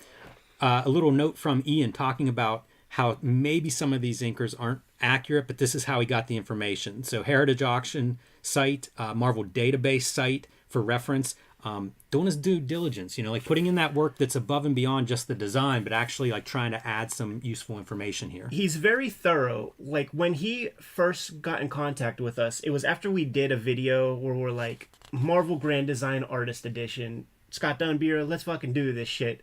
He hit us up and was like, I would love to, I have a lot of ideas about artist editions and I would love to design your work. So he, reached out. And, pause the video and just stare at this because the reproduction, the fidelity of this line work, fine lines, beautifully reproduced. And I think that's a piece that really stands out from his first version of an ocular edition. He was using what he had, and it was very specific. It was ROM, so you were bound by what you could find. This stuff, he's not going to... If there's 10 Frank Brunner pieces that he wanted to use, but one of them had, like, a weak scan, it's just not going in here because it'll save room for another high-res version of somebody else's stuff. And that said, Frank Brunner, revelation in this book. I knew he's good, but man, this line work, like, printing just did not do it justice in the reproduction. Not at all. Seeing this stuff, I am in love. Yeah, he's just fantastic guy, man. A heck of a swordsman with that ink pen. Really, really standout stuff. Page after page of it. This is one of the covers. Playing with media, dude. Hitting some white, dude. Creating that focal point of that skull. Great lighting. And wonderful printing. Like we've said this in a few of our videos about print on demand, is just how good the color has gotten. Yeah. And it's a very subtle color, but you can see the white media, yellow of the pages. That kind of subtlety, that's another one that was not available. Not too long ago, you could not get that out of this print on demand. Diverse creator too, man. When you get these guys to do a Howard the Duck, it's always fun to see how they stretch. See, this was a revelation piece. I always wanted to see what the original of this looked like because I remember it from print, and it actually doesn't answer too many questions because, like, I wondered if there was like a duotone component, because it looks like, some dots are like a little less, but I don't know that they're rubbed off or anything like that. And some dots are darker. Yeah, Very confusing, but I'm so happy to see it in its original art context. It's so beautiful. Like his fine lines and cross hatching, they're just so nice. And look at how corrosive that paper cement is after all these years, just eating through the paper. Stipple. Yeah, no shortcuts on these covers. Not at all. Really gives me a greater appreciation. His Baron Mordo that was on that previous, you could see the Ditko in it, but then he brunners it up. Yeah.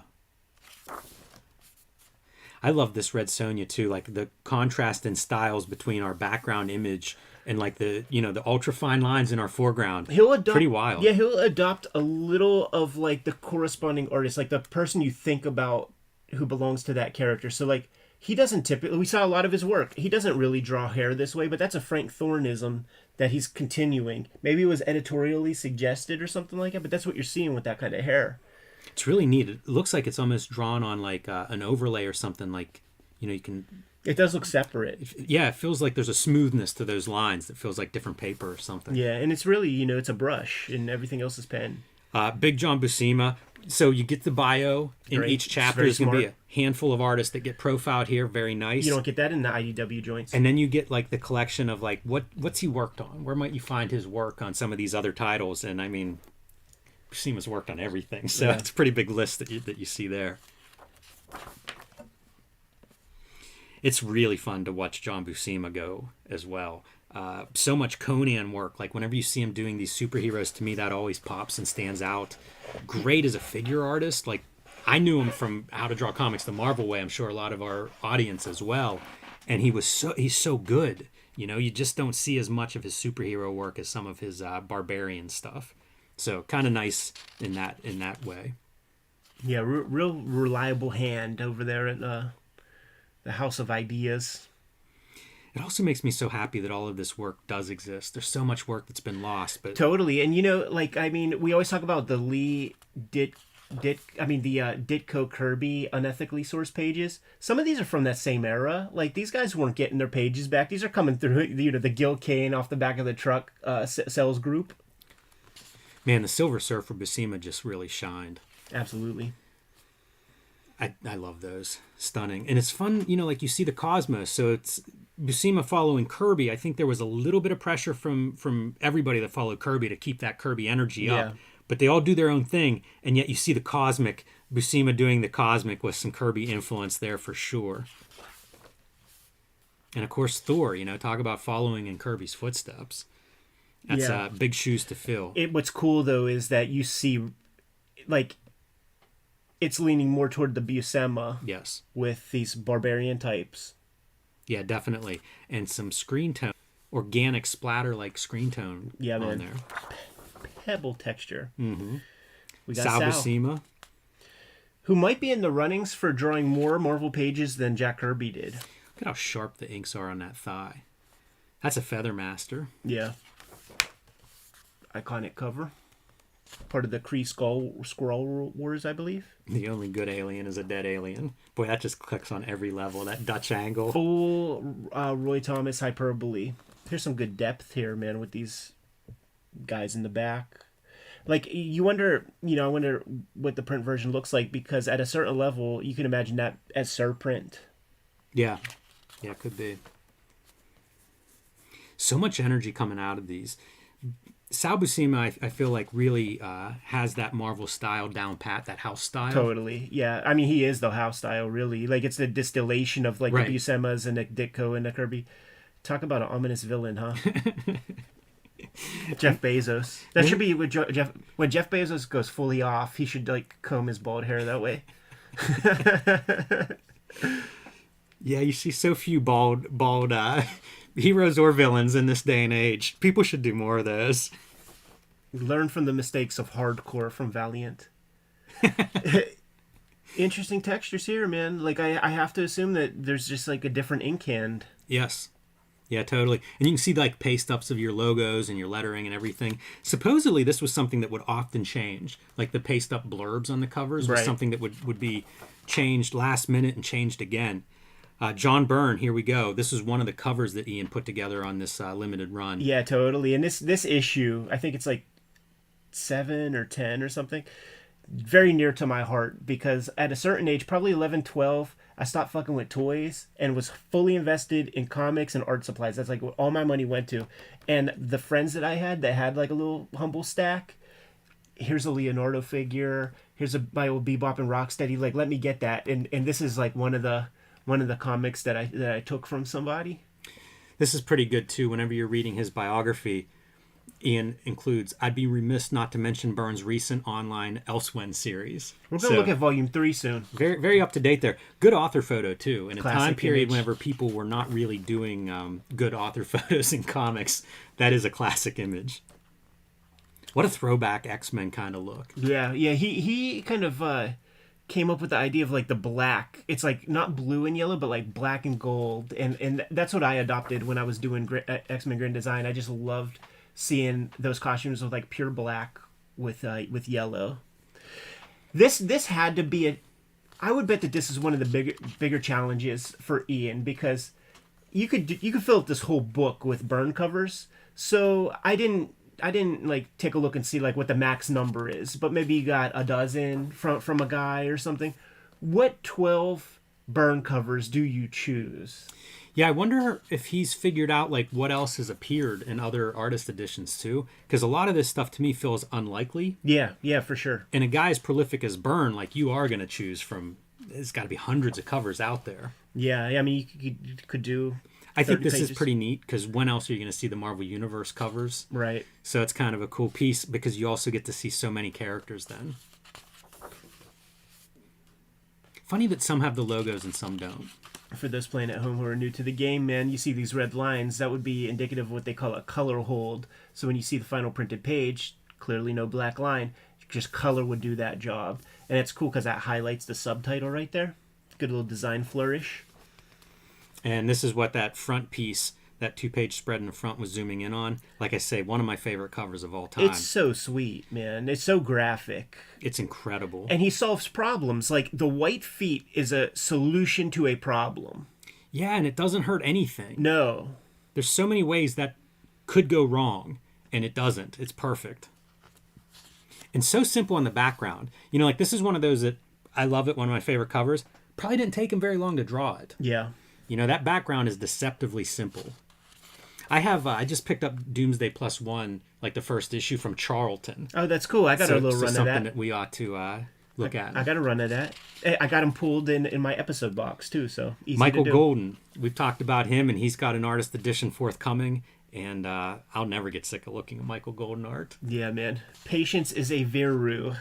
Like that was like the famous drawing, like from the TCJ message boards when people were like, "Man, I paid him for a commission 2 years ago and it didn't come." So Michael Golden was being passive aggressive, sent a real cool drawing of Doctor Strange to the guy finally after years, and had some lettering on it and spelt the word virtue incorrectly, man. That's so funny. Patience is a viru.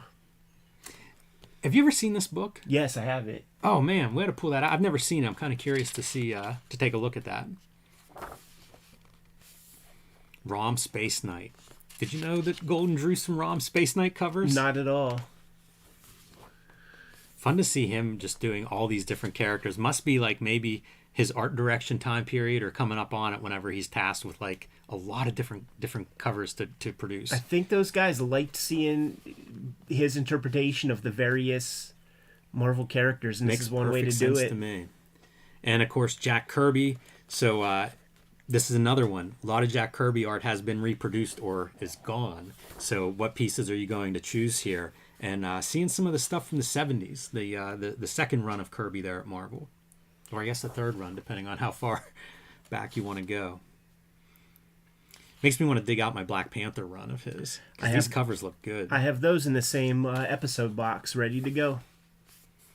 Some very striking imagery. I love his 70s period. You know, we've talked about that a lot. Having that 2001 in the front, like one of my all-time favorite series. These are probably representative of like some of the first Kirby's I had from the flea market. Yes. And I guess I knew his name. You know, it's hard to remember, but like that graphic style was just on like I couldn't let it go. It was so cheap also Yep. at the time. That's what the crazy shit. Like when we do Eternals #1, and you know might have 5 copies of that, and then you look online and people want like $50 for it or something. It's like, holy crap, man! Like they were almost giving it away. You forget when you bought them compared to where we are now. You know, I Yeah. mean, a lot of time It is continues crazy. to pass. It is crazy. Man, I love both of these covers. This is one, like, going through the Hulk was one of my favorites because, like, several of these characters were known as the Hulk at one point. Oh yeah. And then just seeing them, like this guy, I'm almost 100% sure was a Hulk in the past. Yeah. And seeing Hulk fight the monsters from, like, right before the Marvel Universe, brilliant. Yeah. These would be Atlas timely guys. Like, look, Groot. Yeah.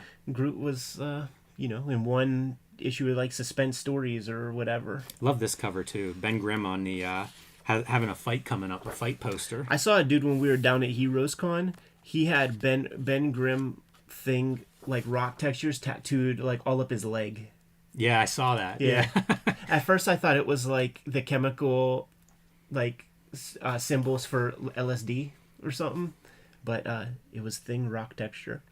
Heck of a Thor cover, too, with, like, the montage around him. So much detail there. And what a great contrast as a spread to have these two next to each other where you get one super giant image versus the montage next to it. Are they subsequent following numbers? Yeah. Yeah, see, that's the way you do it, man. And like, looking at something like that, he might have done another cover or 2 that day. Yeah. Yeah, it could be. I think this is in that Treasury Yeah. edition, too. And that's a really great Treasury because it's such a big fight, big Totally. monster. Yeah, almost a run of these covers. They're also in that giant oversized book. Are they? Like the King Kirby or whatever that's called. I got one at Ollie's, yeah. and it's really beautiful. Like it's a great edition. We may have to look at that at some point. It's so freaking bright, the colors. It looks like it's a blacklight comic. The Miller stuff fascinates me. Yes. Looking at Frank Miller, because like I never saw this cover. It's very weird. He's done so many covers. Somebody brought up a Superman miniseries cover at Heroes, and it made me think, like, I would love a collection of, like, all the Miller covers. Totally. Because he was selling books. Yeah, in his artist editions and the Marvel ones, they will show up, but like I'd never seen this cover before. Yeah, look at him playing with stuff. So Oh, there's yeah. your duo shade, but then you come over here, and I think this may have been color holds, but if not, just look at the dashes and the mark making. Like, he's really trying some different stuff graphically. Absolutely. We may or may not have done that episode. I have that pulled in the list of future episodes. We definitely did this one. And that's a great cover because you got your duotone board as well. He probably inked that himself. But we did an episode on this one, and one of the great kind of creative solutions to a very tough problem in that strip is running Dr. Octopus through the newspaper offset print machine. And like, imagine trying to draw that and like conceiving that. Frank Miller handles that in very elegant graphic ways. Look how simple, like, the newspaper is. Just the quickest lines for your text. Yeah, but it's also cool to see the paste up for the title lettering. Yes. See a little paste up there. I bet they generated like one Daily Bugle and just had that sitting in some sort of morgue so that you could squash and stretch and use that however you need. I find it very funny, too, of Doc Ock. Like, get one of those tentacles in there with a cup of coffee. Reading the morning paper, man, getting his coffee to work. I don't know if I would recognize that as a Miller. Yeah. You know, if I just saw Lots it of on that its own. stuff. Yeah, totally.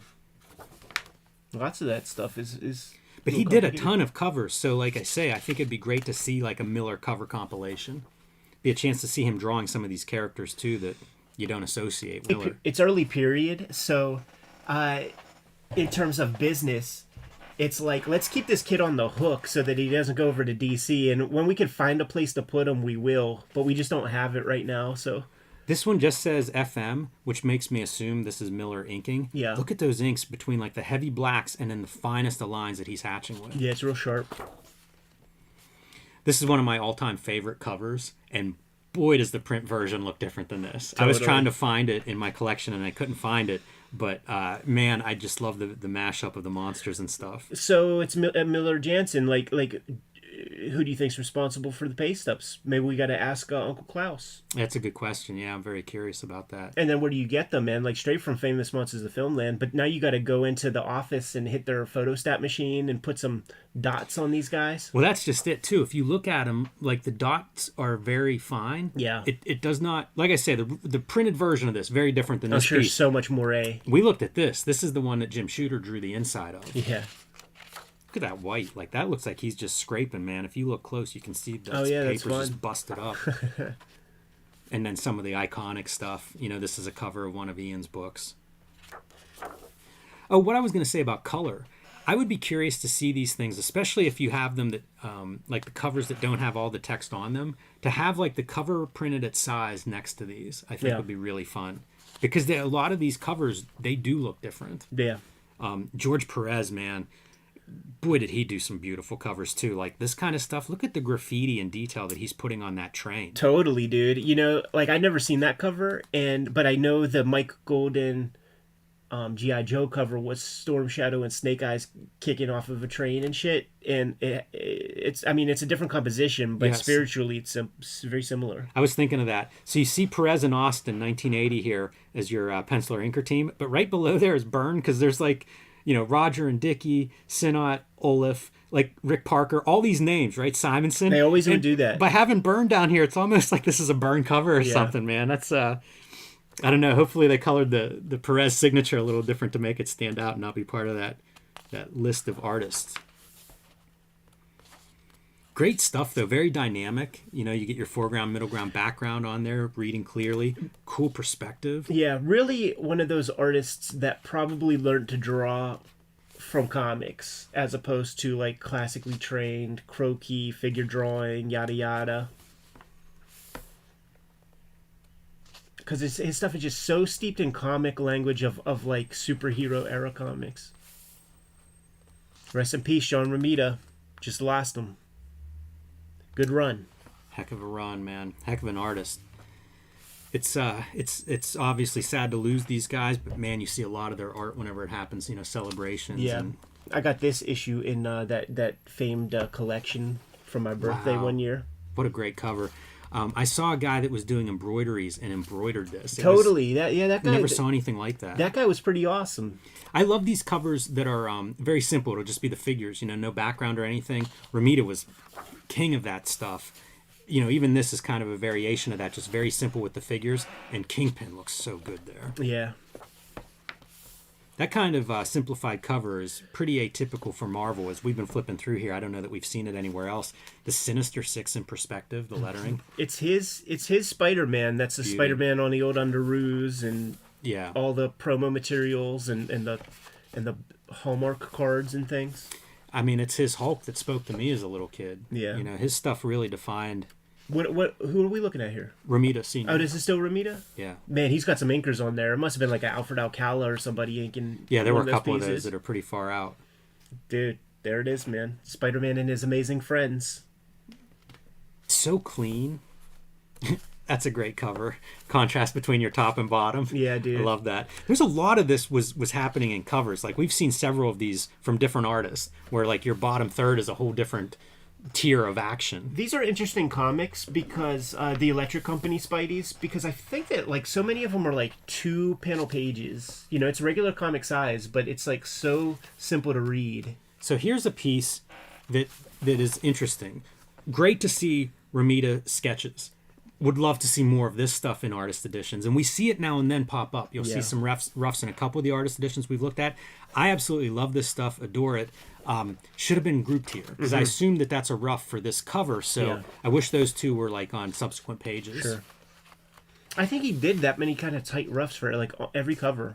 The Marie Severin section in here is one of my favorites in this book. Yeah. So this is something that I was flipping between like back here and the front. I mean, that's a classic cover. She can do everything, and you really see it on display. You know, these little bits of like background buildings and things that are finer line. She could do Bigfoot. She could do superhero. She can make your foreground figures pop. The inking is out of control. It's so beautiful. Yeah. Really tight. At least a couple of these have a Bill Everett inking, and talk about a dream team.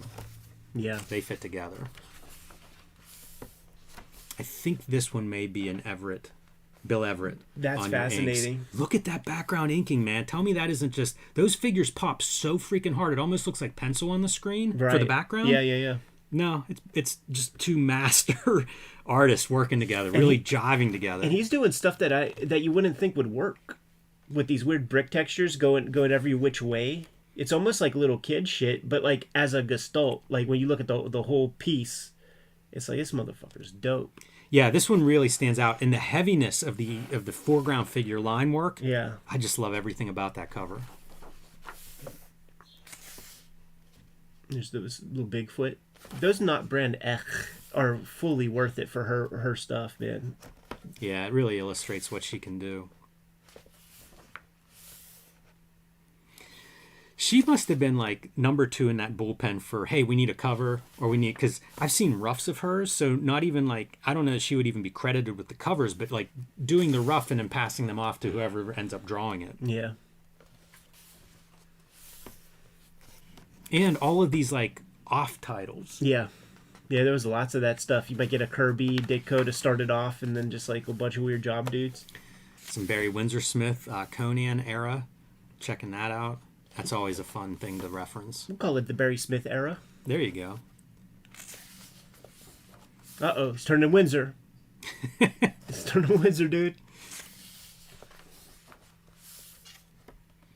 I don't know what this piece is. Yeah, I don't know if that was actually published or not. Yeah, and you could tell because the fidelity isn't so great, but like when Ian comes across it, he's like, you know what, this gotta go in. Yeah, I can't argue with him there.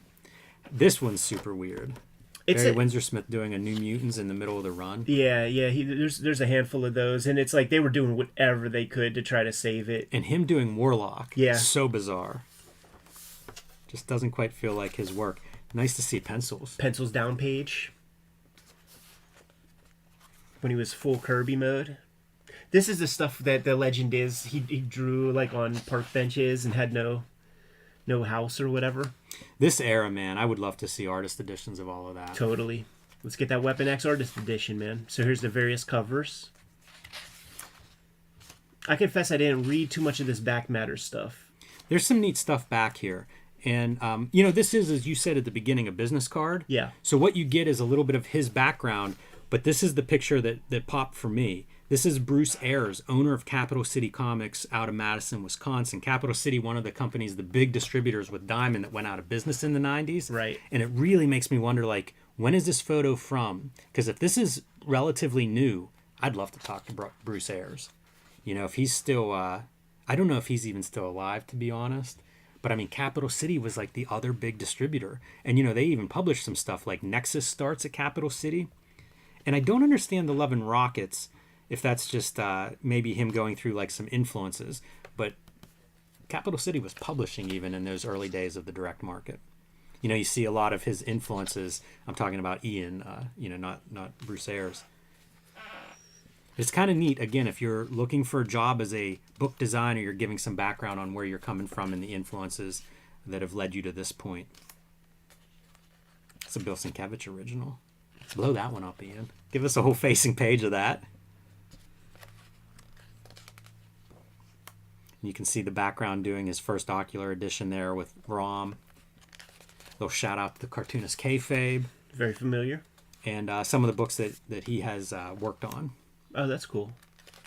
Yeah, so I think it's pretty good package if you're sending this off to prospective publishers to like try to get work as a book designer. And you gotta cut this page out. Because if you fucking scan this, you're calling his phone. Oh, shit. Okay, yeah. Will do. And then the basically wrapping the book up the way that he sets it up. So you get a couple of these blown up pieces with some partially colored artwork. And matching end pages. Beautiful. Ian, thank you so much. Great book.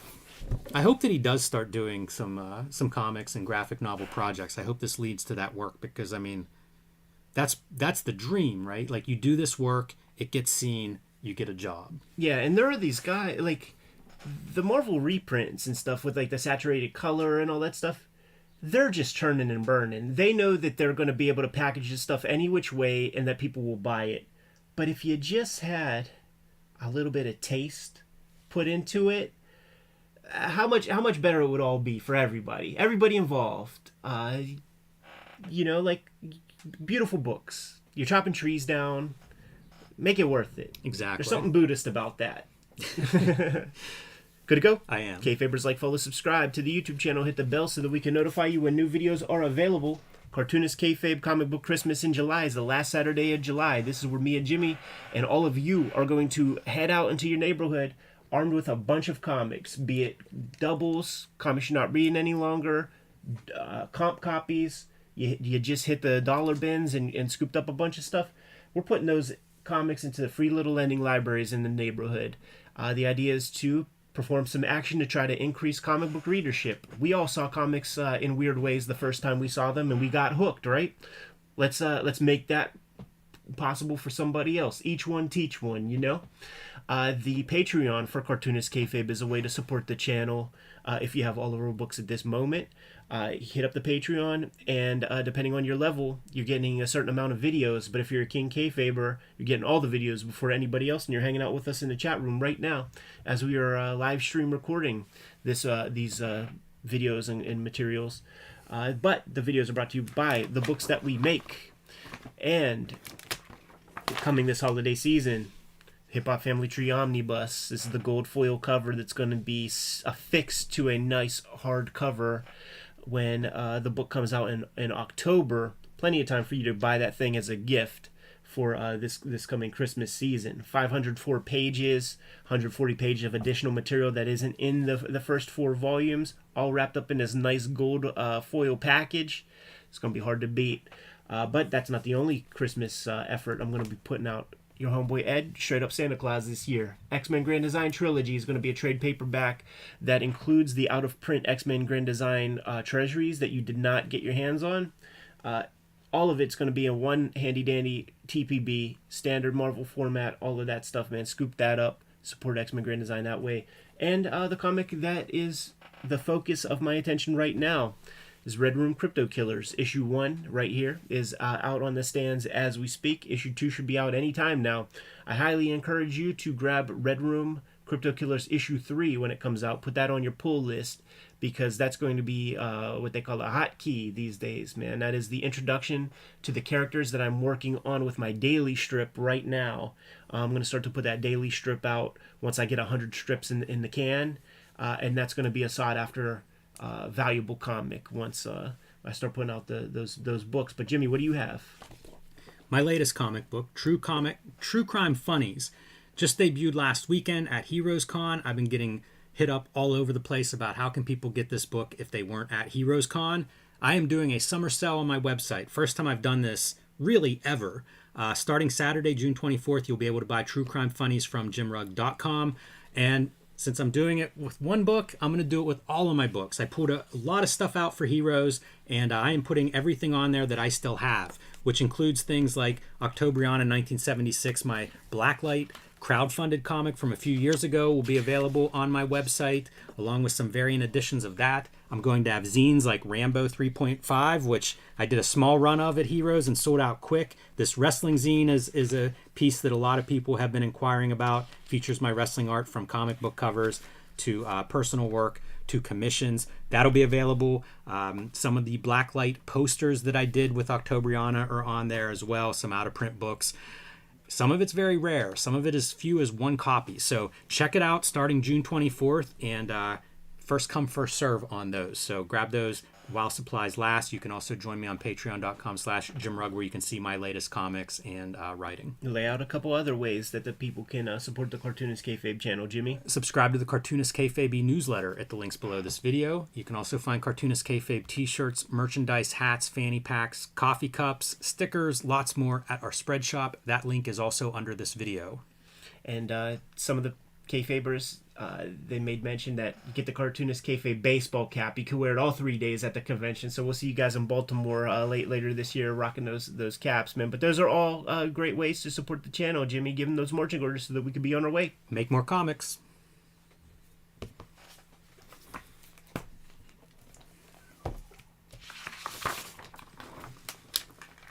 When you prioritize your vids, this next one should be the first edit. so that we could get that up sooner than later, because I have high hopes for that. Yeah, don't suggest who number one is. I won't. Yeah, no. Because I want people to get into it. Yeah, no, that's the whole gimmick.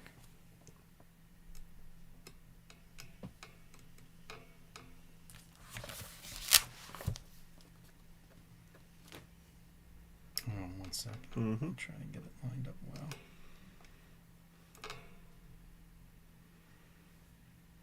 I think that's it. Okay.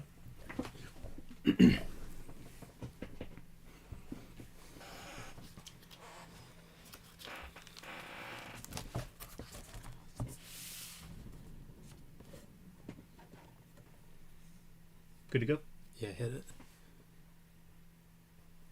Hello and welcome to YouTube's favorite comic book channel, Cartoonist Kayfabe. My name is Jim Rugg. I'm Ed Piscor. Want to remind everybody that we do have a Cartoonist Kayfabe Patreon now. There are 3 different levels that will get you access to our videos first to give you a leg up on the Kayfabe effect. And if you choose the King Kayfaber level, you get access to all the videos early, as well as the recording session, where you can really get out ahead of the Kayfabe effect. But you can also sit in on these recording sessions and contribute to the conversation that we're having. We appreciate that, so check it out, see what level fits you best.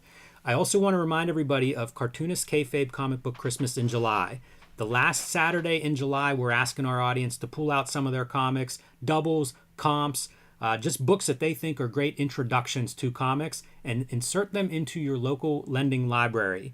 We have a lot of those around the country, and we did it last year. Take pictures of those little local lending libraries with the comics shining through the windows. Those things are very photogenic. We saw thousands of pictures on social media last year. We want to do even better this year. Let's try to grow some new comic book readers by putting some good comics out there where we know readers are looking. So today we are going to look at one of my favorite books. Dean Mullaney has been reprinting comics and comic strip art for a long time. This is Caniff, a visual biography. Milton Caniff, one of the most influential, most widely read comic book or cartoonists in history. Not comic books per se, but comic strips. And this is an amazing book. Anybody that is unfamiliar with this one, it really is a biography. Mullaney's good at putting together these books of, overviews and histories of everyone. A lot of this stuff is coming out of the Billy Ireland, and it is just a fantastic way to get introduced to Milton Caniff's work. It's a big body of work. This is a monograph, and we're going to kind of go through it quickly as a result because there's so much here to cover. Yes. Starting with a foreword by Lucy Shelton Caswell, who was the founder of the Billy Ireland, the Great Comics Museum at Ohio State. Worth mentioning because Billy Ireland was a guy who Caniff worked under. So, his mentor gets a library named after it. Caniff's support of that library certainly helped that library grow and continue into one of the great comic destinations on Earth. Yeah, I mean, it pretty much was the Milt Caniff archive to start, Like, this guy has been making comic strips from... First published work, 1920, out of Dayton News. There it is, man. So, like, if Terry and the Pirates is the first, I think it's 1931 to about 1988, every single day, from that whole period. That's a lot of pages. Yeah, and sometimes twice a day, because there are multiple strips that he would run in some places and not others. During World War II, he did a couple of years of a second daily strip with Melcall. So I'm doing a daily myself, dude, and I'm really deep down that rabbit hole, reading a lot of these books and things. All the great collections have good front and back matter. Pittsburgh. That's fun. A Boy Scout piece that he supported. He was a Boy Scout. Boy Scout comics he did as a very, very young man. That's so dope. So I want to ask you, man, because the comic strip guys are they're more sophisticated. Like the comic book people were the proletarians, man. Like it was just regular ass folk, and they were churning out pages to just pay for their utilities and shit like that. But I've been discovering that the comic strip guys are like waspy, like rich kids and shit. They all got to go to college, and like that's the dividing line, right? Because like Great Depression, all of that stuff. Like none of my 4 grandparents finished high school because they had to like go off and work. And do you know about like his upbringing? Is he a little rich kid? Not a rich kid. Had to work his way through college, and that was Billy Ireland was instrumental in that. I see. He was working a lot. He had stuff that he was doing for Ohio State, He was interested in theater, so he's doing advertising for theater. Yeah. He was performing in theater, but he was also doing commercial art and working for the actual newspaper under Billy Ireland. Yeah, man. And in the Ohio State Phoenix, this is where Jeff Smith's Thorn would be serialized. What a legacy. 4 decades later. Yeah, incredible. This is kind of funny, this sundial. This is him reflecting on his experience. And former sundial artist reviews his college memories. It's all just beautiful women surrounding him at his drawing table. Like, what's this? What's is Sundial? I think that was a college, the campus humor magazine. I see. So in addition to like the school newspaper, you know, he is working a lot, and some of it for money out of necessity. 1927 oil painting. This book is so fantastic because I think Caswell in the intro talks about how she's a pack rat and his wife was a pack rat, and so we benefit from that because all of this stuff exists and it's on record. Like, you can go there and check this stuff out in person, most of the work that's in this book. Yeah. What you need are the historians who are willing to compile it and put it together, like Dean Mullaney. You know, like Jeet here, who we hear from quite a bit on the comics history stuff and does his own digging in various schools. It's fascinating what's out there and what we have a record of. Whenever he first goes to, I believe it's New York, because he goes a couple of times before he's there full time, his wife, called her Bunny, would send home almost daily correspondence in the form of comic strips. That's like, he's fun. writing letters. This is those letters. Yeah, it's gorgeous. Like, it just speaks to the compulsion, and just working on a daily strip, I see how it works. Like, I see the mania of it because it's literally Sisyphus. Like, it's this never-ending thing that you're going to be doing forever. And, like, if you're doing well at a strip, you'll be doing it forever. So there's never an end to it, and you get to just indulge in compulsive comic making. And for certain of us, myself included, that is a fun place to be. This was his tryout attempt to get hired at the Dispatch, the Columbus newspaper, and that is Billy Ireland that he's writing to. And Billy Ireland was like, you got to wow us with your application. So makes this whole comic strip as, kind of a promo of himself, and, optimistic here at the end that he's impressing Billy Ireland. But he did. He got the job working nights on the newspaper to pay for college. I love it because this is that, like, Landon school of cartooning, which is indicative of, like, the oldest of, like, Disney animations and stuff. It's hard to explain exactly what that stuff looked like, but, like, hands would be a circle template with, like, little sausages coming out. The cartoony face was like a distilled down version of, like, the cartoony stuff in the comic strips. And this kind of bold lettering is very indicative, very like Art Deco style hand lettering. That'd be right. Because he's there from 1925 to the early 1930s. Like, the Depression cutbacks are what lead to him losing that job. And man, this book is really great in that all these everything is annotated. So, you can follow along with any of this stuff. But you see, like, when he's working on the newspaper, by the way, hand lettering. Yeah. Hand lettering, man. This stuff, I had to stare at it and be like, damn, because you see the little bits of whiteout that they would do for edges. You'll still see Chris Ware do that sometimes. Absolutely. Give that sharp edge to those lines. But what it prepares him for is working with different materials and just, like, whatever is needed. That's essentially what his job was at this newspaper. So you would get advertising, you would get movie reviews, caricatures, just everything. And pretty good training for a young artist who wants to work in newspapers. So at the Billy Ireland, I pulled a lot of Caniff while I was there. Like, I did a residency out there, man, and it was a 3-week residency, and I put 7 of those days. I put 33% of my time at Billy Ireland from opening till close, and stuff like this. So this blue wash, this would be an indicator to because this would be on, like, some Terry and the Pirates and things. This would be an indicator to the printer engraver to put, like, a gray tone. So it's almost like they do the zip, but it's not really a zip, but it is gray that is dots. It's a different kind of think of the margins of, like, Cracked or Mad magazine, where it's like that smooth gray, where it's clearly not, like, Right. just dots that you apply that way. There's some other process to denote that, and I think that's what this is. But the Noel Sickles work would have this kind of shit also. And he's another Ohio, like, those guys. Oh yeah, these guys, they shared offices and some work and all this stuff. How fun are these things? Like, seeing him do kind of pop culture, Mr. Hyde and Dr. Jekyll. And like I said early on, he was into the Kokyo.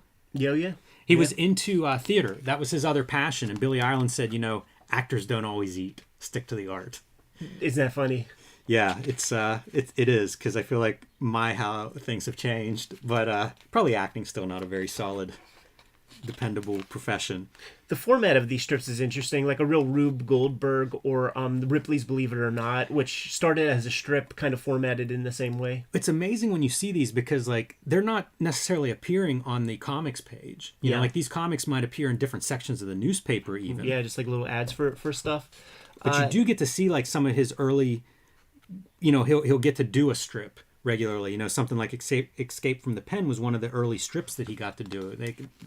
So he's working towards the comic strip, but you take what you can get in the beginning. And it's dope, because even when Terry and the Pirates starts, it's about at that level. So I hope they have, like, you know, the first Sunday in here or something. Look at how impressive this is for a comic strip like this. He's breaking borders down. He's doing like long shots, different angles.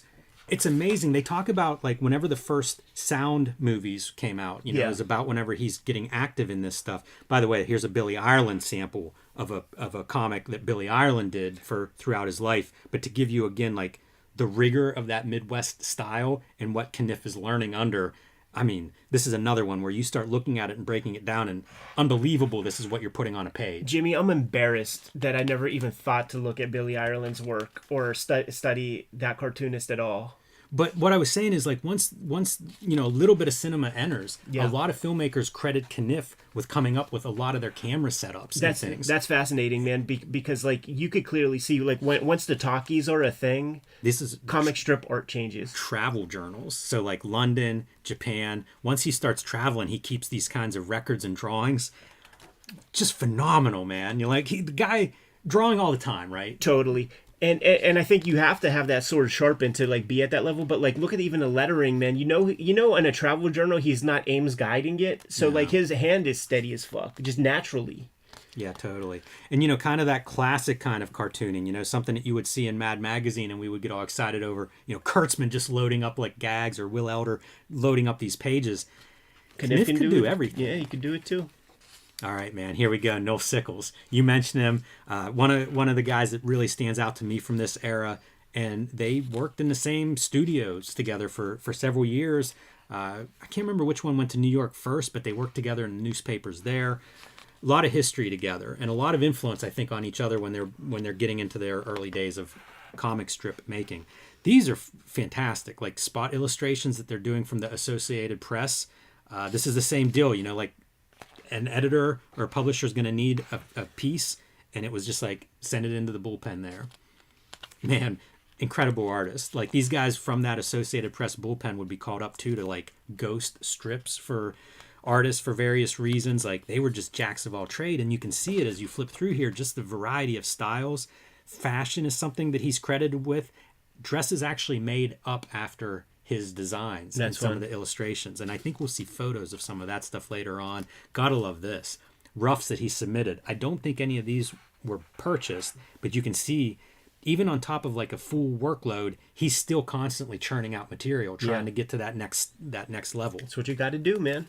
There's always somebody working harder than you. How much Will Eisner is in this image, right? I would be shocked. Like I mean, it's Eisner. Yeah, incredible. Absolutely. But all kinds of variety of stuff. Attention to light, which we would see characterize his work. One of the giant influences of his, I think, is that attention to light sources. Man, and just these giant brush strokes, which again, we're going to see, you know, like you're really starting to see some of his motifs emerging here. Yeah. But something like that, how bold is that?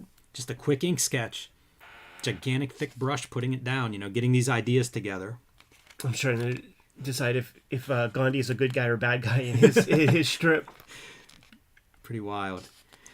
And opportunities coming up to do fill-ins, you know, and to do like any kind of strips that come up. These, I believe, are advertising work that, well, I guess this is a team up with Bill Dwyer, but Noel Sickles and Caniff would do advertising strips as well. Because again, you know, you're a young man trying to make your living. Here it is, dude. Like look at this early stuff. So these are actually, this is Noel Sickles. That's cool. This is the early Scorchy Smith. And I thought how good these work as a series. You know, like you're doing these as daily strips, but at the same time, you know, you can almost see like this is the lead into the story. And a lot of these, you know, it's a direct continuation, like from the last panel to the first panel. Yeah. And strange angles. You know, Sickles is a guy for people at home that big influence on Alex Toth. And I think you can see it with some of these very adventurous, man. That overhead angle. Yeah. You're making that up at that time. Right. Man, I love these blow-ups too of the original arts. This was one of the strips that he got to do. It's single panels, but a daily. We should do a modern day parody of this. What's the strip called? The Gay 30s? Exactly. Like, just in time for 2030. Bring that back.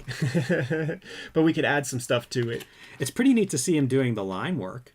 Yeah. You know, known for his heavy spotting of blacks and brush inking, but also deft at the tools of the time. And here we go already. You can see like the Joe Shuster type energy that they would swipe for his stuff. Yeah, Dicky Dare is something I forget about that. Yeah, his first go at a comic strip.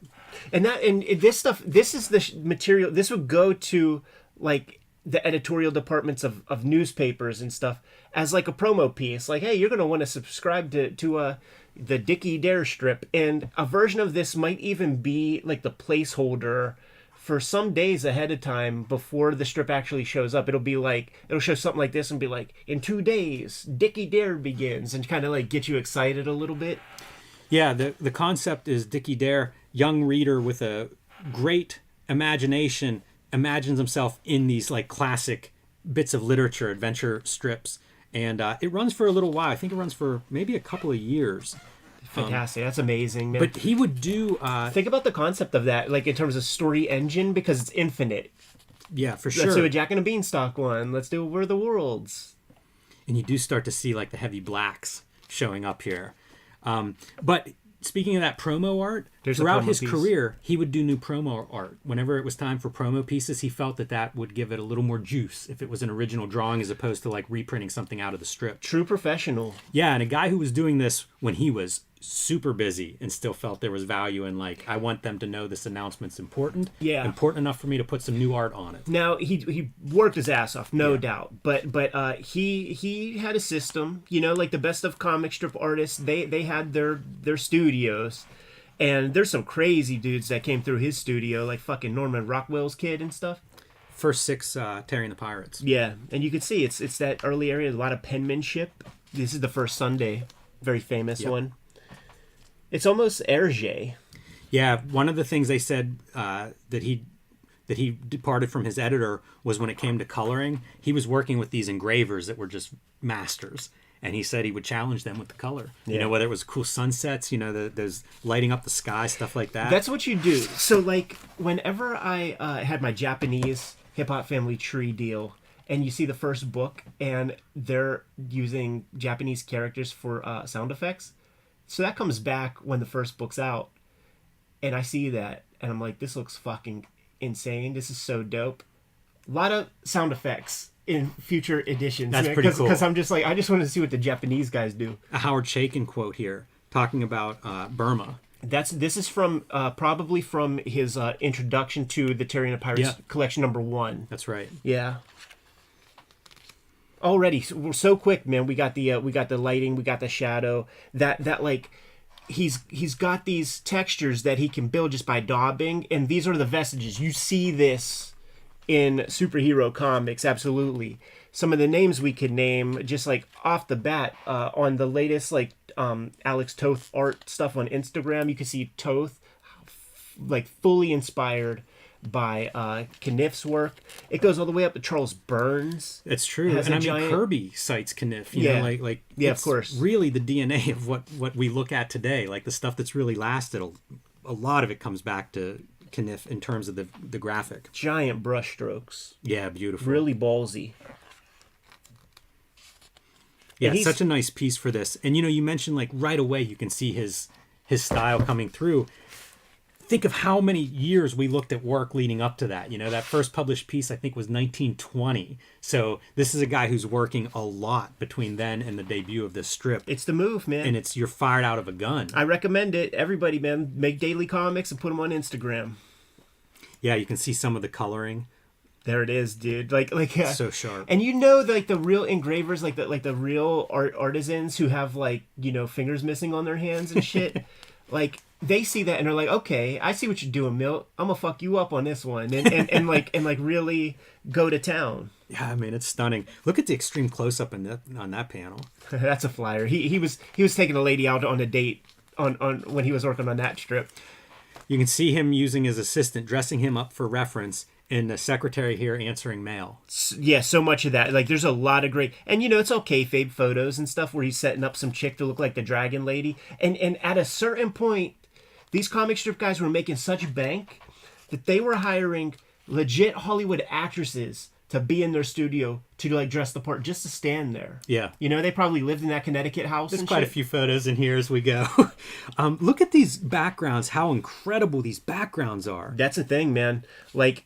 You would get that level of background on almost every strip, too. Like, no shorts. Specialty drawing for the Newspaper Guild of New York's War Relief Effort, 1942. Almost all of this promo art is specialty art. Sure. You know, it's created right for these promos. I love his Dragon Lady chick, Yeah. man. And just, like, setting up the That's kayfabe exactly shots. right. Yep. Is that Boindage?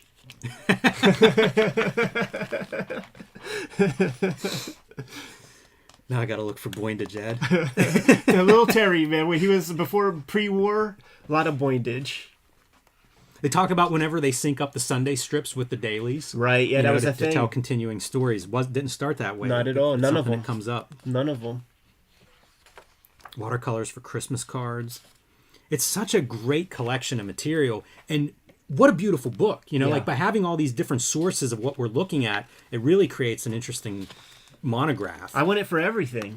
You know, I want it for everything because there's so much like that is lost to history. Like Terry and the Pirates is and maybe it's still going on. Like it is a long enduring strip, and to us, it's kind of nothing. Like in our lifetimes and shit.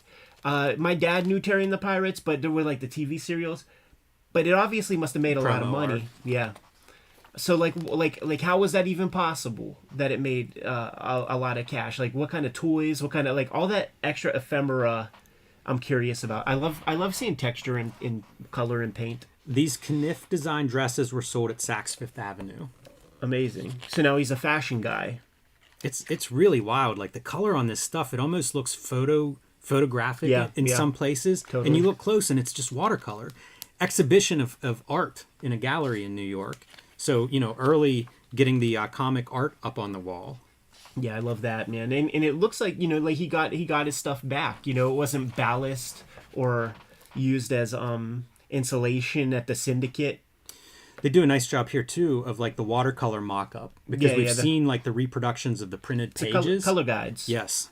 You send that to the engraver. That's what we were talking about earlier. Like you send this to them, and now they have to figure out how See to what get they that can do. in dots. Yep. With zipatones and fucking around on the plates and stuff. Character studies as well as pencil drawings. It's a great book for all of this. So surprising that he would have any time to do that. Look at that, dude. You got your poppy red. Slide it into the color. Feels like that's the indicator of what's important. Okay, Putting a lot of emphasis on that Sunday page. So this is the stuff that I was talking about where this would be a gray. So check these two out. Same strip. This panel was apparently had to be redrawn. Editorial wanted it redrawn. He redraws the whole strip from memory because apparently this was sent off and, got to turn it around. So you'll see like minor variations. And look at this guy's head stuck up in the black with his black hair and a white outline. Yeah, not that ideal. opportunity to Let's it. fix that. That's a dream, right? Because like you're working on this and you're like, okay, if I ever have to do this again, I'll make sure to like put the background back there. Through whatever circumstance was required, like he was able to fix that, push out on that a little bit. Yeah, that's amazing. And I bet you like the editorial thing is like, Milt, what are you doing? This ain't gonna print. Like I think it's as simple as that. Caniff interview after one of those characters is killed. It's such a big deal he has to go on the radio to justify why he was a murderer. Right. Imagine having that kind of an impact. I love it. Famous piece. Famous piece. These little headshots. Yeah, and extremely patriotic. Man, look at this for coloring. It's so bold. He does blur the line between patriotism and jingoism. And as time goes on with like Steve Canyon comes out, and we're now into like the hippie era at a certain point, because he did Steve Canyon for 20 years before Vietnam. Yeah. And he was very much like a Nixon Republican guy, and it was creating a lot of friction with the audience, because he was very much like, yeah, Vietnam, fuck yeah. But that wasn't, the way things were really going This down. is one of those famous strips, and this was read into Congressional Record the following day. Once again, like, imagine that. Imagine a comic having that kind of an impact today. Totally.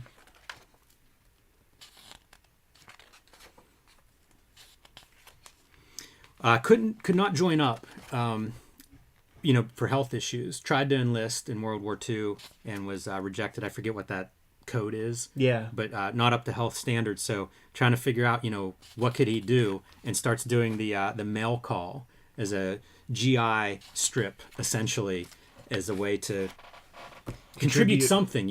Keep up morale. And Mail Call has been reprinted, and I believe that was an Eclipse collection. So Dean Mullaney, who's putting this book together, publisher of Eclipse back in the 80s, we gotta have was him on, reprinting this stuff. And you can see these are the Mail Call strips here. Some of them. I mean, I think it ran like 2 years maybe. And it's Mail, M-A-L-E. Right. So it's got some sexiness. And some of it gets rejected. This one has just a no from the approval board. That was too much. That's a funny thing too, because like we're sending these 18-year-old boys off to go kill people, but you can't look at some titty drawings. Yeah. It's real dumb. I love seeing this stuff too, like the artwork blown up on a wall. Like you see these dudes, this must be 8 or 10 feet tall. Yeah. Wall murals of this lasciviously looking at her, by the way, man. They had bedroom eyes, all those dudes. Yeah, of course.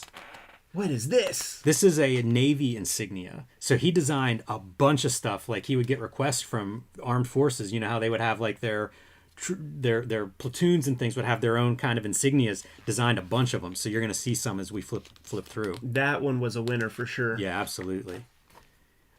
But a guy who's really putting his time where his mouth is and trying to contribute in whatever way he can. How about that for mock-up? Yeah, man. And you see him breaking, like, not just doing his comic strip art as we go through this stuff. Yeah, he had a whole system. And I think, like, with these guys, man, I just think that, like, once you get into that groove, you live there. And you got to create a system of living where everybody's okay with that. Like Miss Caniff was a great help, I'm sure. Like she knew the score and was like, okay, man, I just know you're going to be busy for 15 hours a day. An armed forces strip. And we still ain't even at Steve Canyon. That's this right here. And what Steve Canyon is, he leaves Terry and the Pirates. It's an ownership issue. Yep, wants a better stake in the property. Terry and the Pirates owned by the Syndicate. George Wonder immediately picks that up. And Steve Canyon, he has ownership in that property. And it goes, like, what's the year on some of the early ones? Because it 47. I'm going to look right now. Like, I think it quits with him. But I think it goes to about 88 or something. Yeah. Yeah, and quick turnarounds. Like whenever he leaves Terry and the Pirates, can't work on Steve Canyon while he's under contract. Can't even do sketches because that would be owned by, considered owned by the Syndicate. So once his contract runs out, it's like, get this together, how to have it all in his head, as he says. Right. And that's a kayfabe, obviously, because you can't admit that you're working on it. So starts January 13th, 47, ends June 4th, 88. So we're looking at almost 40 years of his secondary strip. Yes. The thing that he's known for second most. But man, if you're going to launch it, how about a Time magazine and a Newsweek cover? Big dude. Yeah. Big promo. Here you go, man. Yeah, dude, getting those actress ladies. Get you some eye candy. And look at that smile. Look at that smile on his face. Look at that giant drawing. I love this with the whiteout around there. I think that's a really striking image. Maybe simple for him, but man, it looks great. These little Gabby Hayes guys that are adorning the Steve Canyon cast. Yeah, creating model sheets for this, photo references along the way.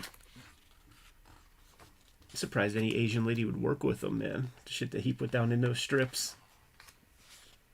Much bolder line. This is how wild that is for a drawing. This is where you start to see like a Charles Burns or somebody responding to some of this stuff. Because this would be considered loose for Caniff when he starts to get into 3-panel strips. Yeah, for sure. And look at how he's doing white on top of those black lines. So this is the fascinating thing. He ain't doing that. Like, he's probably inking the characters, and he's got a full setup. So it's crazy, dudes. Like, it might be Wayne Boring from Superman comics. We know that Dick Rockwell, which sounds like a sentence also or something. Or a acting star. Absolutely, totally. Had a big hand, no pun intended, in the late period Steve Canyon strips. So this is a story about how gained a reputation during World War II of predicting upcoming actual military offenses. This is in Terry and the Pirates. To the point that officials came and visited him to figure out what was going on. And it turns out he's just really doing his homework on it. But man, what a wild story. Like, imagine being somewhat investigated because, like, what you're doing in your comic is kind of accurate to what's coming up in the war effort. Makes you wonder if those guys come visit, like, hey, you're so patriotic, right? Like, how about, you toss a flyer into the mixture, man? We know that comics as propaganda is a thing. And look, man, you could draw Steve Canyon in 4 simple steps. Yeah, that's a classic. But Caniff and Canyon story. So it's biography of Caniff, but also in conjunction with what he's doing professionally. What's the year in this stuff? 57. Okay, like in the 80s. Shouts to probably Darren Maurer sent us big boxes of shit, including comics reviews. And there are some late period 1980s Steve Canyon strip reprints in there. And there are sections where it's Steve Canyon reminiscing, but it is totally Milt Caniff doing autobio, using the Steve Canyon strip as a cipher, talking about his musical, pop culture influences, radio, books at the time. It is great. Like, it is. That's awesome. It is really freaking cool. I think you might have a copy of it also. In the Steve Canyons, the checker ones that exist, you notice this stuff right here, where he draws an extra half inch outside of the gutters and shit, depending on the paper size. So that's a fascinating piece. Yeah, it reminds me this era of like certain European artists. There's a looseness to this stuff where it's like the blacks are so bold. You get your heavy lines, you get the spotted blacks, but it's still very much almost gesture. Yeah. If you start looking at this stuff closely, kind of amazing. Man, to work as long as he does. 1920 first published work until, basically the end of his life. 65 years. Yeah, 65 years. Like, you're going to have these various peaks and almost like multiple mature periods. Totally. Like, it's a lot of work, man. It's every single, like, there's a document of every single day of his existence on paper. And that's kind of what I'm shooting for with my own daily stuff. Like, how bold is this for your composition? I'm telling you, I'm in these dudes' heads, right? And like, he had to putty his fucking bathroom that day. So like you just gotta get it done, but you gotta kind of like economically figure that out. It's great though whenever you see like something inventive. Totally. Especially this many years in, like it's a guy still the wheels are turning. I love it. You can see it on the pages. I love it. It makes me so happy. I'm so glad we're looking at this. Like, look at that. Oh man, I hope Miss Jane Mansfield. There it is, man. A-listers coming through the studio. Yeah. Just amazing. Still doing model sheets. Yeah, it's an incredible body of work, and it's one of those standout comic books. There was a big Caniff biography published, I think maybe a little bit before this book came out, and big, like 900 pages, like a hefty volume biography.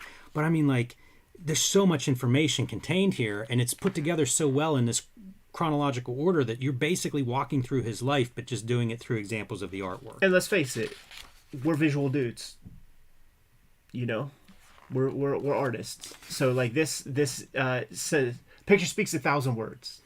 It's so great to see the pencils too. And Yeah. look at how much ink he's not putting down. Totally. Like the pencil here, there's a lot of spotted blacks, and that's not making it to the final page. Yeah, it's very, talk about gestural. And you can see those newspaper roots, the layouts that he was doing whenever he was part of the dispatch and just kind of the night staff. So did he draw these shits? All these badges are from him? Yeah, must be. A few of the insignia of outfits. Oh, yeah, I don't know if those are all by him or not. Yeah, it's fair. No sweat. So it may have just been promo of the insignias, Yeah. keep the morale up. Love these kind of images too. Yeah, like he's the good at big that. Watercolor He's crowds. good at that. It's usually the covers of those Terry and the Pirates you will see those things reprinted. He And then- continues to do stuff outside of a daily strip, a very demanding daily strip. Like there's a little extra pep in the step of people who went through that Great Depression, and it sticks with you. Poverty is a motivator, and living through that Great Depression and prospering during that Great Depression, because it looked like he was working in the 20s. You got to keep going. Is that Walter Cronkite? Yeah, for Walter. Good eye. That's amazing. Yeah, so he's got a good audience, Yeah, absolutely. There goes Miss Caniff.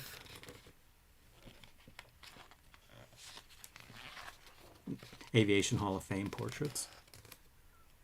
See, this kind of stuff, it's such a weird image. It reminds me of this is a bygone era of illustration. Yeah. Where you would get illustrators, but the technique was almost photo, it would almost pass as a photo or something, from a distance. And it makes sense that Chaykin would do that intro, because he showed us when we were off camera a bunch of, or he dropped a lot of names that when you research them, it's that level of illustration that Chaykin is down with.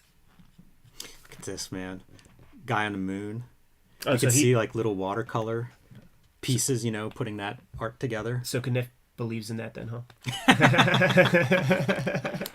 This is cool. 1977, this was a Bruce Lee strip that he and Noel Sickles work on together. Somehow it doesn't go, which is shocking. Yeah. But it's still wild that those guys come together all those years later. So that's to your work together. kayfabe name. There you go. Paul Arthur. That's fun. That's just like how Joe Matt's Seth plus Chester Brown equals Joe Matt. Yeah. We'll That's propagate right. that That's myth. right.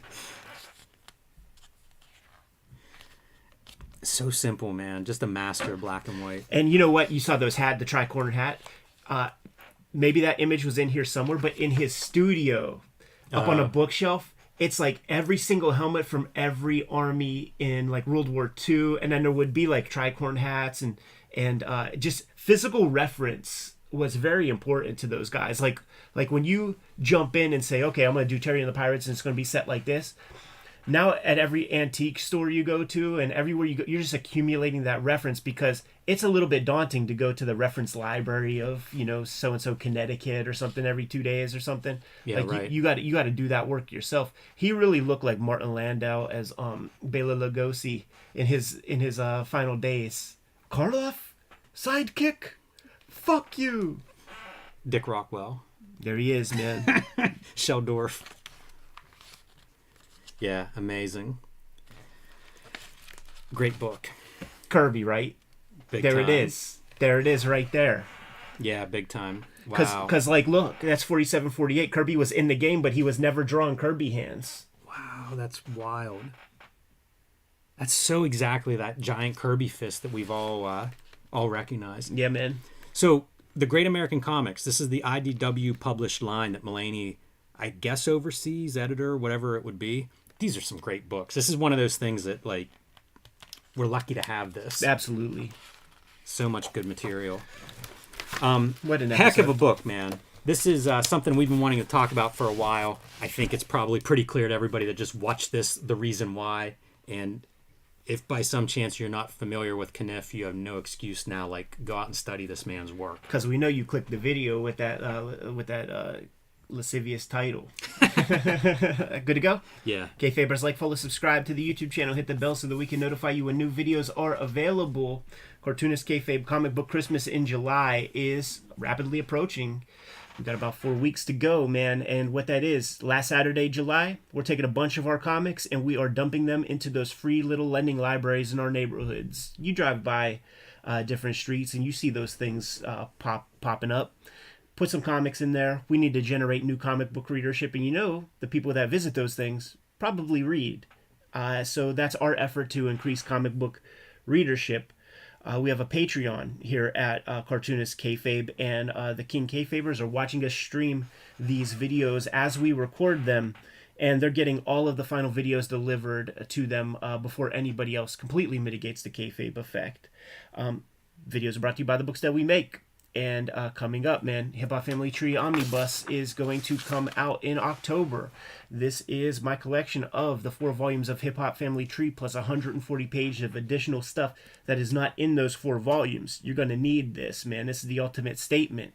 It's coming out in October. Gives you plenty of time to get an extra copy for that hip hop fan in your life. They might know the records, but they might not know the comic, and this is made for them. X-Men Grand Design Trilogy is another holiday effort that is coming out. It is collecting my 3 X-Men Grand Design Treasury editions, and some of that stuff is out of print.